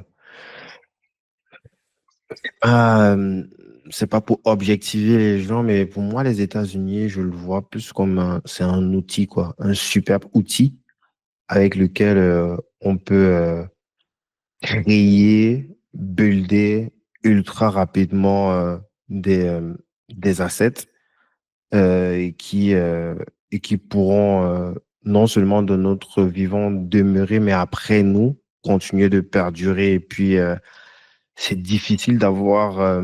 déjà, il y a ce machin de propriété, cette notion de propriété, c'est ultra rare. En fait, quand tu es dans des pays occidentaux, tu as l'impression que, OK, c'est normal et tout, mais quand tu viens du bled comme moi, bon, je pense que chez toi, c'est un peu peut-être plus structuré. Je connais pas trop le Maghreb, mais je suppose que vous êtes un peu plus structuré que nous par rapport à l'Afrique subsaharienne. Je peux avoir mon terrain et demain, mon terrain, ben, il a été vendu à trois, Non, quatre on autres a personnes, encore tu des vois. endroits. C'est vrai qu'au Maroc, ça se structure vraiment, mais on a encore quelques petits endroits encore où ça se passe comme ça. Il y a beaucoup de problèmes liés au terrain, etc. C'est vrai, c'est vrai. Tu as raison, tu as raison. On prend ça comme acquis le droit à la propriété, une certitude, mais c'est Ouais. pas ça. Et tu sais, euh, c'est vrai que dans nos pays aussi, il y a aussi une sorte, enfin, tout dépend des pays, mais il y a une sorte, dans des pays d'instabilité politique qu'il peut y avoir. On a de la chance au Maroc d'avoir une bonne stabilité politique, mais il y a d'autres pays. Heureusement, heureusement, Heureusement, mais franchement, bien le truc de abolir le roi, tout ça, c'est l'une des rares où tu te dis, qu'est-ce que ça fait du bien d'avoir un roi là? sûr, non, mais bien sûr que ça fait plus que du bien d'avoir un roi au Maroc, mais surtout, il y a d'autres pays qui ne peuvent pas se targuer de cette stabilité, tu vois. Et cette stabilité, c'est elle qui te permet de thrive, que tu le veuilles ou non, tu vois. Bien sûr, rien n'est parfait, rien n'est parfait, mais tu vois, on essaie de peser le pour et le contre, si tu veux, et d'avoir la meilleure qualité. Mais il faut se dire que, comme tu dis, des gens qui créent un business dans le bled avec en fait, en fait, toutes ces sortes d'inconfort constant, d'insécurité constante, et tu arrives à créer. Moi, j'ai rencontré des entrepreneurs ivoiriens, waouh, Ouais. des bombes atomiques. Je veux dire, c'est des machines de guerre dans une machine bureaucratique compliquée. Tu sais, c'est même pas des gens qui naissent dans des familles riches en Côte d'Ivoire, qui arrivent à te créer de la valeur, de rien du tout. Les gens ne se rendent pas compte. qu'aller aux États-Unis, ces gens-là, quand ils partent aux États-Unis dans des structures comme ça, et c'est pas pour rien que les gens qui réussissent le mieux aux États-Unis, c'est des gens immigrés. C'est pas pour rien, ça c'est une réalité. L'immigré, je veux dire, j'avais un chiffre, j'ai pas envie de dire n'importe quoi, mais je le disais souvent, je crois. Mais je sais, en fait, j'ai pas envie de dire n'importe quoi, mais Ouais. il y a un pourcentage énorme de licornes, donc des entreprises qui dépassent le milliard de valorisation, ou même d'entreprises qui réussissent, et qui proviennent d'immigrés. Regarde même seulement dans les big tech là, dans les top performers là, les DG, bah, c'est tous des gens qui viennent de l'Inde, qui viennent des pays du Sud, quoi, ou des pays en voie de développement, tu vois. Aux États-Unis, on aime quelque chose et on le dit sur les immigrés qui viennent. Tu viens avec ta faim, t'as faim, t'as faim parce que tu découvres un terrain de jeu propice à ça. T'as toujours joué dans un terrain Sans godasse, avec pas en son godasse, gazon. pieds nus, Ouais. sur le sel, et tu viens au Camp Nou Ouais. avec un vrai maillot. Tu as bien mangé le matin, tu viens, t'es entouré. Tu viens, tu marques 6 buts. Ouais. C'est un carnage. Complètement, je suis aligné avec toi. Je suis aligné. Yes. On va bientôt arriver là sur les questions de fin. Mais je me permets, même si tu ne voulais pas rentrer là, je me permets de te ramener sur la politique. C'est quoi ton avis sur l'évolution avec Trump en 2025? Danger, opportunité? Bah, Je te tords le bras là. non, tu as raison. Moi, je ne fais pas de politique, hein, mais je vais parler des choses de manière objective. C'est vrai qu'on regarde, il y a deux choses. En termes d'immigration, c'est vrai il a pris des décisions beaucoup plus de communication que de fait en termes d'immigration. Il a créé un certain chaos, on ne va pas se mentir. Nous, avocats d'immigration, on a eu beaucoup de mal à nager dans ce chaos. C'est pas forcément positif. Après, lui, ce qu'il a envie de structurer, c'est une immigration qui va être plus tournée vers une immigration de business et d'employabilité. Donc, on attend encore. Hier, par exemple, il a nommé le directeur de DOL, c'est Labor of Deportation. En fait, c'est les visas EB3, etc. Les visas d'emploiement. Il a ramené quelqu'un de friendly avec ces visas. Donc, il va, pour les H1B, avoir plus d'immigrés qui viennent travailler, etc. On attend que ça structure. Ça, c'est des points positifs. On attend qu'il nous donne beaucoup. On a beaucoup plus de facilité pour les E2 maintenant, etc. Maintenant, si tu as de la valeur, tu peux monter pour les EB2, NIW, etc. C'est très bien aussi. Mais c'est dur à juger maintenant. On attend qu'il y ait plus de choses. Parce que pour l'instant, ce qu'on voit, c'est beaucoup de communication. Et le problème de la communication à foison, c'est que oui, pour lui, c'est une technique de faire des agendas, mais ça crée du chaos. Et donc, nous, là, on est en train de nager dans un chaos, ce qui nous fait perdre du temps. On répond à des clients à des questions qui ne sont pas efficaces, ni pour les clients, ni pour nous. C'est-à-dire, l'ambassade américaine à Paris ne sait pas prendre des décisions sur le coup parce qu'ils ont entendu dire que peut-être qu'il y aurait une loi, mais alors on sait que cette loi ne passera pas parce qu'il y a beaucoup de garde-fous juridiques qui en est Trump. Et lui, il te dit non, je vais faire passer cette loi, non, c'est pertinemment que c'est faux. En fait, tout ça, moi je trouve que tout ça, lui, peut-être qu'il gagne avec ça. Hein. Lui, il a sa technique. Il y a une théorie qui circule comme quoi, des fois, ces annonces n'ont même rien à voir avec le sujet. C'est-à-dire, j'exagère, mais ça va être une annonce, par exemple, sur la loi par rapport aux Mexicains, mais pendant que les journalistes sont distraits, ils t'envoient une bombe de l'autre côté dans un autre pays. Exactement. En fait, il y a ça, il y a aussi plusieurs choses. Il va passer, par exemple, en immigration, il va parler d'un truc, mais en même temps, il a peur pour sa base politique, pour sa base. Il a peur de parler de millions d'immigrés qui vont venir en H2A, en H2A à travailler. Il y a les élections bientôt des midterms. Et en fait, l'année prochaine. En fait, il veut faire passer ça parce qu'il sait que c'est important quand même. L'immigration de travail aux États-Unis, c'est une force majeure. Ouais. Tu vois. Après, on est tous d'accord qu'un criminel n'a pas sa place aux États-Unis. Tu vois, on est tous d'accord. Après, c'est la manière de faire les choses beaucoup de communication. Tu as envie de faire des choses, on est là, nous, avocats d'immigration, tout ce qu'on veut, c'est que ça se porte bien aux États-Unis. On est pour ça. On est des avocats d'immigration pour les États-Unis aussi, d'accord. On n'est pas là on est là pour apporter de la valeur aux États-Unis. Moi, en tout cas, c'est comme ça que je vois ma mission. Moi, j'ai envie d'aider ce pays qui m'aide. J'ai envie d'aider les États-Unis. pour mieux se de manière personnelle. Mhm. Donc, en gros, c'est très difficile d'avoir une idée de ce qui se fait. On doit attendre au moins 1 an pour voir ce que ça donne. Mais maintenant, le point négatif, c'est que oui, il y a beaucoup d'effets de communication qui nous créent un certain chaos et qui font peur aux gens, que ce soit pas que des immigrés illégaux, hein, même des gens, des businessmen avec des E2 ont peur un peu parce qu'ils se disent, Ouais. oh, je suis là. Donc, c'est une sorte de chaos et au final, on essaie de calmer le client, lui dire, t'inquiète pas, il ne s'est rien passé, il n'y a pas de loi, t'inquiète pas. Il dit, ouais, mais on m'a dit ça, j'ai lu ça sur un forum. Écoute, je suis ton avocat. Je sais ce que je dis. Donc c'est des mots que j'utilise souvent dans une journée. Ouais, j'imagine bien. Dis-moi, Othman, si tu devais repartir de zéro, que ferais-tu pour t'installer aux États-Unis en 6 mois? Vraiment avec tout ce que tu as comme bagage intellectuel et en étant au Maroc, ce serait quoi ta strat? Ça dépend. Ben, c'est une bonne question. Est-ce que j'ai de l'argent pour investir? T'as C'est vu quoi? ta Dis-moi, matière dis-moi. grise, t'as juste ta matière grise, tout ce que, dont tu sais tout ce que tu sais présentement, mais t'es au Maroc, quoi. Si j'ai pas d'argent, enfin pas assez d'argent, j'aurai 3 options. Et j'aime le business. J'étudierai quelque chose niché en profondeur que les États-Unis auront besoin pour avoir plus de chances pour le EB de NIW. Si j'ai une bonne idée de start-up et que j'aime bien le monde des start-up, je vais essayer de disrupt un market n'importe lequel et essayer d'aller en O1. Et sinon, bah, si je gagne bien ma vie parce que j'ai un bon poste, parce que j'ai mis de l'argent de côté, etc., ben, je ferai du E de visa et ça me permettra de gagner plus d'argent aux États-Unis, d'aller aux États-Unis et rester aux États-Unis. Donc, j'essaierai de rester sur les 3. Et si vraiment j'ai rien de tout ça, ben, je vais essayer de marier une américaine et avoir la green card. Je plaisante. Et en plus, ce que je dis souvent quand je fais la green card de mariage à mes clients, c'est que je leur dis, il faut pas penser que les mariages blancs marchent aux États-Unis. Ils marchent dans d'autres pays, mais pas aux États-Unis. L'officier d'immigration est très intelligent. Il sait quand tu mens, il sait quand tu mens pas, il sait si c'est un vrai mariage d'amour ou pas. Ça passe plus. En tout cas, moi, Ouais. Il est libre de retoquer ça sans répercussion. Après, c'est lui qui décide, quoi.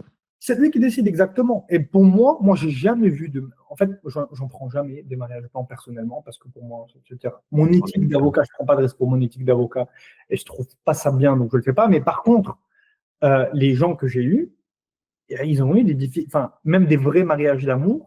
Ben, tu dois prouver, mais vraiment, le taux enfin, le niveau de preuve est élevé. C'est pas facile, hein, c'est vraiment pas facile. Mais c'est vrai que je me concentrerai sur ça. Mais j'ai beaucoup de gens au Maroc qui me posent la même question. Comment je fais sur Facebook? Je suis avec une femme sur Facebook depuis 2 ans. Mais c'est vrai que je ferai ça. Sinon, j'essaierai de contacter, je fais ça aussi, c'est le EB3, tu sais, si j'ai vraiment pas de skills, etc., je vais vraiment aller aux États-Unis, mais je vais voir des métiers d'agriculture ou des métiers de unskilled dans des restos, voir les besoins, mais ça va prendre beaucoup d'années que je le fasse. Tu vois? C'est-à-dire que ça prend beaucoup d'années parce qu'en fait, il y a la queue, comme on dit, la line pour le visa, etc. Mais j'ai ces 4 options que je prends en jeu, je pense que c'est mes priorités, ouais. Ok, nice. Thanks. Est-ce que tu aurais un bouquin à recommander? Pourquoi exactement? Bah, si tu as un seul bouquin à offrir à quelqu'un, ce serait lequel? Pas Euh, droit à un seul bouquin pour toi mais, qui mais, peut euh, impacter la personne. mais pourquoi exactement? Je veux dire, pour moi, de manière générale, Exactement, que tu penses que ça, c'est the book à lire si jamais tu veux step up, si jamais ça peut changer en fait une trajectoire de vie, quoi. en fait, il y a beaucoup de gens qui donnent des livres comme Père riche, Père pauvre, etc., etc. Moi, j'ai jamais catché vraiment avec des livres. J'aime beaucoup lire des livres d'entrepreneurs, des biographies. Mhm. Il y a le livre de Phil Knight, de Nike, Ah, la de victoire, l'art de la victoire. exactement, il est extraordinaire. Création de Nike et comment il s'est battu. Moi, je pense que c'est un businessman qui m'a beaucoup inspiré. Il est incroyable, rempli de résilience, de créativité. Moi, il représente tout ce que je respecte. Lui, c'est Euh, un Africain, je ouais. pense, peut-être de gène, parce que niveau résilience, ça, Ah oui, oui, il a le niveau de résilience des il est personnes qui sont nées dans incroyable. des pays en guerre, là. Ouais, il est incroyable. Je suis en train de lire un livre ce moment sur Joseph Sassoon. C'était un entrepreneur, une période d'histoire jeune juif en Irak. Et donc, il y a eu beaucoup de problèmes à ce moment-là. Donc, il est parti en Inde. Il a créé une grande dynastie, Joseph Sassoon. Donc, j'aime beaucoup ce livre-là. C'est quoi le nom du bouquin? Joseph Sassoon. Joseph Pour Sassoon. la personne. Ok. C'est le livre, c'est The Empire of the Sassoons. C'est le livre Joseph Sassoon. Ok. Je crois que je vais te dire Joseph Sassoon. exactement ce que j'ai en ce moment sur Kindle. Donc ça, c'est des livres d'inspiration que j'aime beaucoup. Mhm. Et bon, là, je lis un livre qui s'appelle Adrift de Stephen Callahan sur mon Kindle. Je sais pas si on le voit là, sur mon Kindle, sur mon téléphone. Et en fait, Euh, il est tout seul. Et j'aime beaucoup cette partie de lire des livres. Tu lis beaucoup, toi, Guy? Ouais, je pense C'est vrai. que pour avoir de l'inspiration, pour Eh ben, pouvoir. exactement, c'est un livre d'inspiration. Moi, ça, c'est un livre Adrift de Stephen Callahan, 76 Days Lost at Sea. Donc, le mec, il est tout seul Tu dans répètes une encore, mer. c'est quoi le titre? Stevenson. C'est Adrift de Stephen Callahan, Mhm. 76 Days Lost at Sea. Mhm, Il est mhm, perdu 70 days et en fait, il est tout seul dans son truc parce que le bateau a coulé. Le mec, il a rien à manger. Il boit des petites pintes d'eau à chaque fois par jour. mhm. Euh, et en fait, il y a des requins autour de lui. Il doit gérer. Donc, je suis à 27% de ce livre. C'est hyper passionnant. Après, j'aime beaucoup la mafia. Donc, je suis en train de lire un livre sur John Gotti, les 5 familles mafieuses à New York.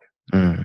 Ouais, on juge pas, tu vois, ce que ça fait. Mais en fait, c'est des personnes qui peuvent te donner une idée sur des choses. Et j'aime beaucoup l'Odyssée des gènes de Evelyn Meyer qui parle un peu de l'humanité, comment c'est monté. C'est très passionnant, c'est très bien fait. C'est un bouquin scientifique sur l'Odyssée des gènes. Mais en fait, c'est très simple, il vulgarise un peu cette connaissance du livre. C'est pas très technique, c'est pas très biologique, sinon moi je l'aurais pas lu. Et c'est très intéressant. Et je suis sur Bernard Tapie, La fureur de vivre, son livre. Je pense que C'est Bernard, une c'est sa femme. biographie ou... Ben, c'est une sorte de biographie, ouais. C'est écrit par sa femme, elle le connaissait vraiment, ça te Ah montre un oui, je peu. l'ai vu passer dans un média pour défendre son Ouais. bouquin. Il y a peu, Ben, ouais. c'est hyper bien parce que le gars, voilà, est l'art de victoire de Phil Knight, je l'ai ici. Mhm, C'est incroyable parce que le livre de Bernard Tapie, pour moi, c'est aussi, bon, on peut moralement réfuter des choses qu'il a faites, hein, ne pas être d'accord avec ce qu'il a fait, moralement sur des choses.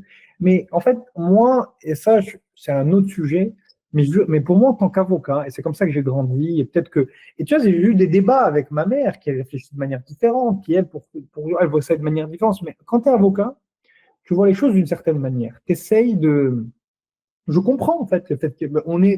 En fait, les gens pensent que les avocats n'ont pas de morale. Bien sûr qu'on a de la morale.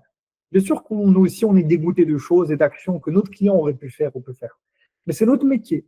Et c'est notre métier de préserver cette justice, tu vois. Donc moi, je ne peux pas me permettre de juger les gens que sur par ce biais-là, tu vois. Donc on apprend avec le temps de séparer des choses. C'est discutable, mais moi, je sépare souvent, et chez les businessmen, c'est pareil, je sépare souvent le côté moral du business. Tu vois, tu es dans un jeu, et Bernard Tapie, c'est un bon joueur.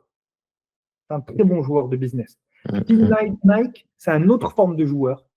C'est comme un défenseur, un attaquant, mais il est très bon. Il a un jeu, il est très bon jeu dans Ouais, le. il est rentré un petit peu sur la zone, je vais pas dire rouge, mais jaune quand même, hein. Non, Euh, non, il a un petit peu fait presque pareil aux Japonais, quoi. que dans le monde du business, tu connais beaucoup d'entrepreneurs.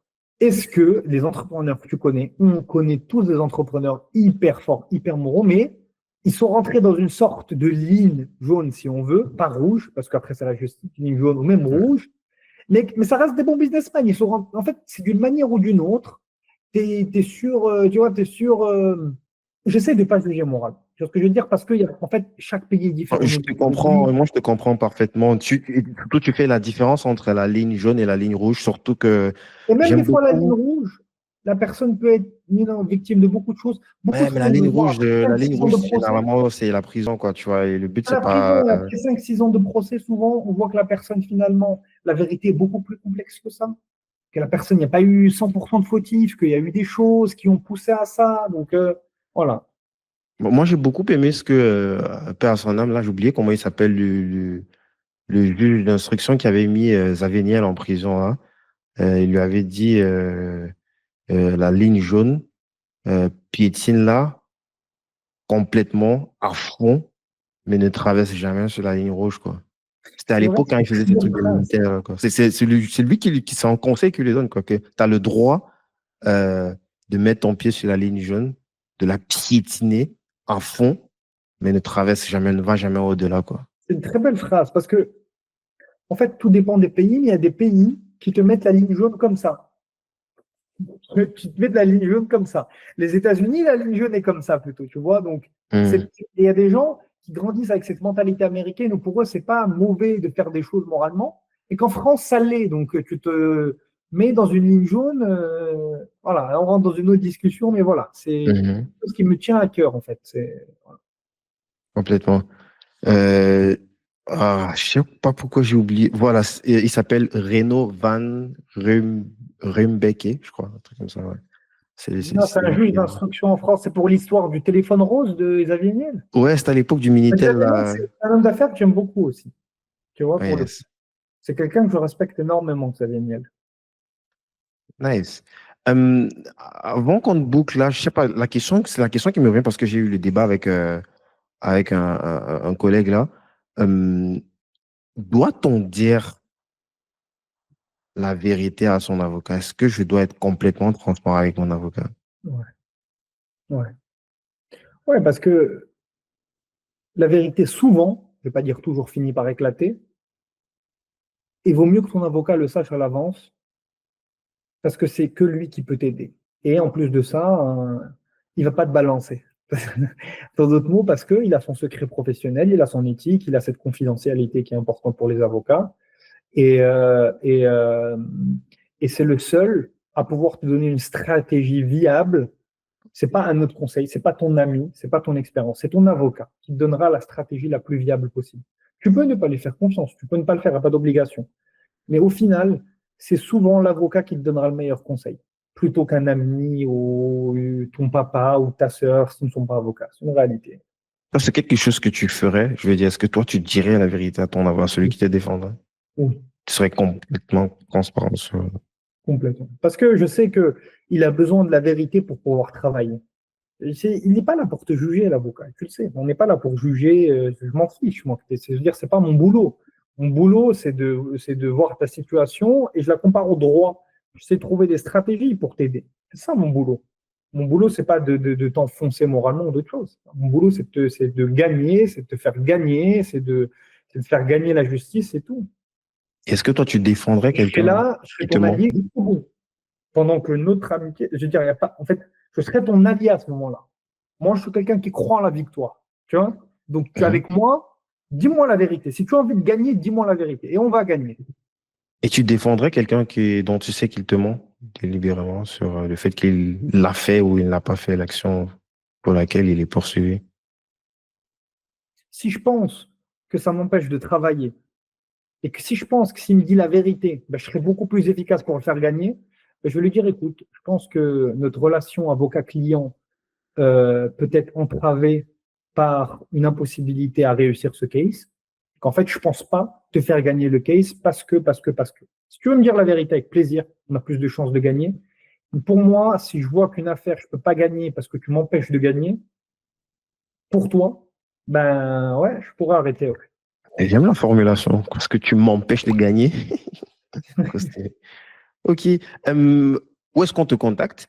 Ben écoute, on me contacte sur le WhatsApp que je vais donner ici. Mhm. Toi, tu me envoies directement un message sur WhatsApp ou tu prends une consultation sur le lien qu'on aura. Parfait. On va mettre tout ça en description. Otman, est-ce que tu aurais un dernier mot pour cette génération? Quelque chose d'impérissable, une bouteille à la mer? Mais je sais pas comment le formuler. Il y a un truc que j'ai appris de ma petite expérience. Hein, j'ai pas 92 ans. Et je n'ai pas la plus grande expérience du monde. Il y a des avocats beaucoup plus expérimentés que moi, des entrepreneurs 1000 fois plus expérimentés que moi en business. Euh, mais entreprenez, entreprenez. Perdez pas votre temps à penser à ce qui peut se passer de mal. Activez l'action, l'action, l'action, l'action. Si ça marche pas, ben ça marche pas. Mais action, action. Il faut croire à l'action, pas à la parole. Et ça, c'est une phrase que Obama a dit. J'ai vu une vidéo de lui récemment que j'ai adoré. C'est il te dit, en fait, il y a deux personnes. Il y a des personnes qui sont super intelligentes pour te donner tous les problèmes de la situation. Ils te disent, voilà ce qu'il y a problème. Elles sont exceptionnelles. Elles sont très méthodiques, intellectuelles. Ils peuvent te dire, voilà le problème qu'il y a, voilà le problème qu'il y a, voilà le problème qu'il y a. C'est très bien. Mais moi, il te dit, je fais confiance à celui qui va me dire, il y a tous ces problèmes, but I will get the things done. Il y a tous ces problèmes, I'll get the things done. Il y a des avocats, c'est pareil. Ils vont te dire tous les problèmes que tu peux avoir avec ça. Mais le client n'a pas envie d'entendre ça. Il te dit comment je vais gagner. C'est ça la question, c'est actionner. Donc les gens, les entrepreneurs, entreprenez, entreprenez, entreprenez. C'est pas une règle pour tout le monde. Il y a des gens qui veulent pas entreprendre, dans l'entrepreneuriat, c'est pas pour eux. Et c'est bien, et c'est pareil. Et t'es pas moins heureux ou plus heureux, autre chose. Il y a des gens qui ont ça en eux, cet entrepreneuriat. Donc ces gens-là, c'est ne réfléchissez pas, vous allez regretter et faites l'action. Thanks. Et toi, tu as un dernier mot, Guy? Moi, un Guy, dernier on veut mot, ton collègue aussi. mon mot, c'est plus d'être curieux, quoi. La curiosité, ça permet quand même de se retrouver dans des trucs, Je te jure, c'est vrai. C'est vrai. d'enlever les horaires et puis de regarder un peu ce qui se passe, quoi, tu vois. C'est vrai. C'est vrai. C'est plus C'est vrai. ça, quoi. Je pense qu'à partir de là, beaucoup de choses peuvent se dérouler pour découvrir beaucoup plus de choses et pas de juste rester comme ça, curieux, regarder et puis avoir son libre arbitre. C'est trop compliqué. On nous impose trop de façons de penser. Mhm. C'est compliqué, quoi, de pouvoir euh, garder un certain esprit critique sans se laisser polluer par tout ce qui se dit autour, quoi. Donc, de regarder, écouter même les gens avec qui t'es pas forcément, surtout les gens avec qui t'es pas forcément d'accord. Moi, j'ai Mhm. plein de personnes que, tu vois, même Oussama que j'apprécie beaucoup, mais des fois, il dit des trucs avec lesquels je suis pas d'accord, mais ça m'amène à réfléchir sur, Bien sûr, mais bien ça sûr. m'ouvre une autre porte, en fait, que j'aurais pas pu ouvrir On comme va ça tout parler seul. d'ouverture d'esprit. On va parler d'ouverture d'esprit et c'est ça, en fait. C'est de discuter. En fait, c'est voilà, c'est de lire, voir, discuter des choses qui ne nous plaisent pas forcément. Mm. Bien sûr. C'est très juste. Hotman, ce podcast s'appelle Débrouillard. C'est quoi pour toi un débrouillard? Un débrouillard, c'est celui qui va actionner. On va parler de l'action de son business avec ce qu'il a. Il va pas attendre d'avoir 1 million de dollars pour commencer son business. Il va se débrouiller pour le commencer avec ce qu'il a, avec les moyens de bord. All right. Merci, mon cher Hotman, pour cet échange Un plaisir. dense et ultra concret. Donc, si vous avez aimé cet épisode, partagez-le à quelqu'un qui rêve des États-Unis. Et si vous êtes entrepreneur, investisseur ou même simple rêveur avec un projet, vous pouvez contacter euh, Hotman. On va mettre les différents réseaux, le site internet aussi, je crois que c'est samilofilm.com, mais on va mettre tout en description. Sammy Law Firm Immigration. Je vais le mettre. Ah, parfait. On n'a plus le Sammy Law Firm. D'ailleurs, il faut que je l'enlève parce qu'il est plus. Parfait, on va mettre tous les liens en description, quel que soit le scénario, si c'est pour des projets d'immigration business ou si c'est pour euh, Était, exactement pour aller vivre, pour aller complètement s'installer aux États-Unis, juste pour un E2, pour créer votre LLC, votre C-Corp, pour de la compta, pour de la stratégie, pour vraiment de penser sur 5 ans, sur 10 ans, votre projet, n'hésitez pas, vous avez tous les liens en description. Je te remercie encore, franchement, c'était avec hyper, plaisir. hyper inspirant. Merci beaucoup. Merci beaucoup, Guy. C'était très bien. Je t'en J'adore. prie. À bientôt.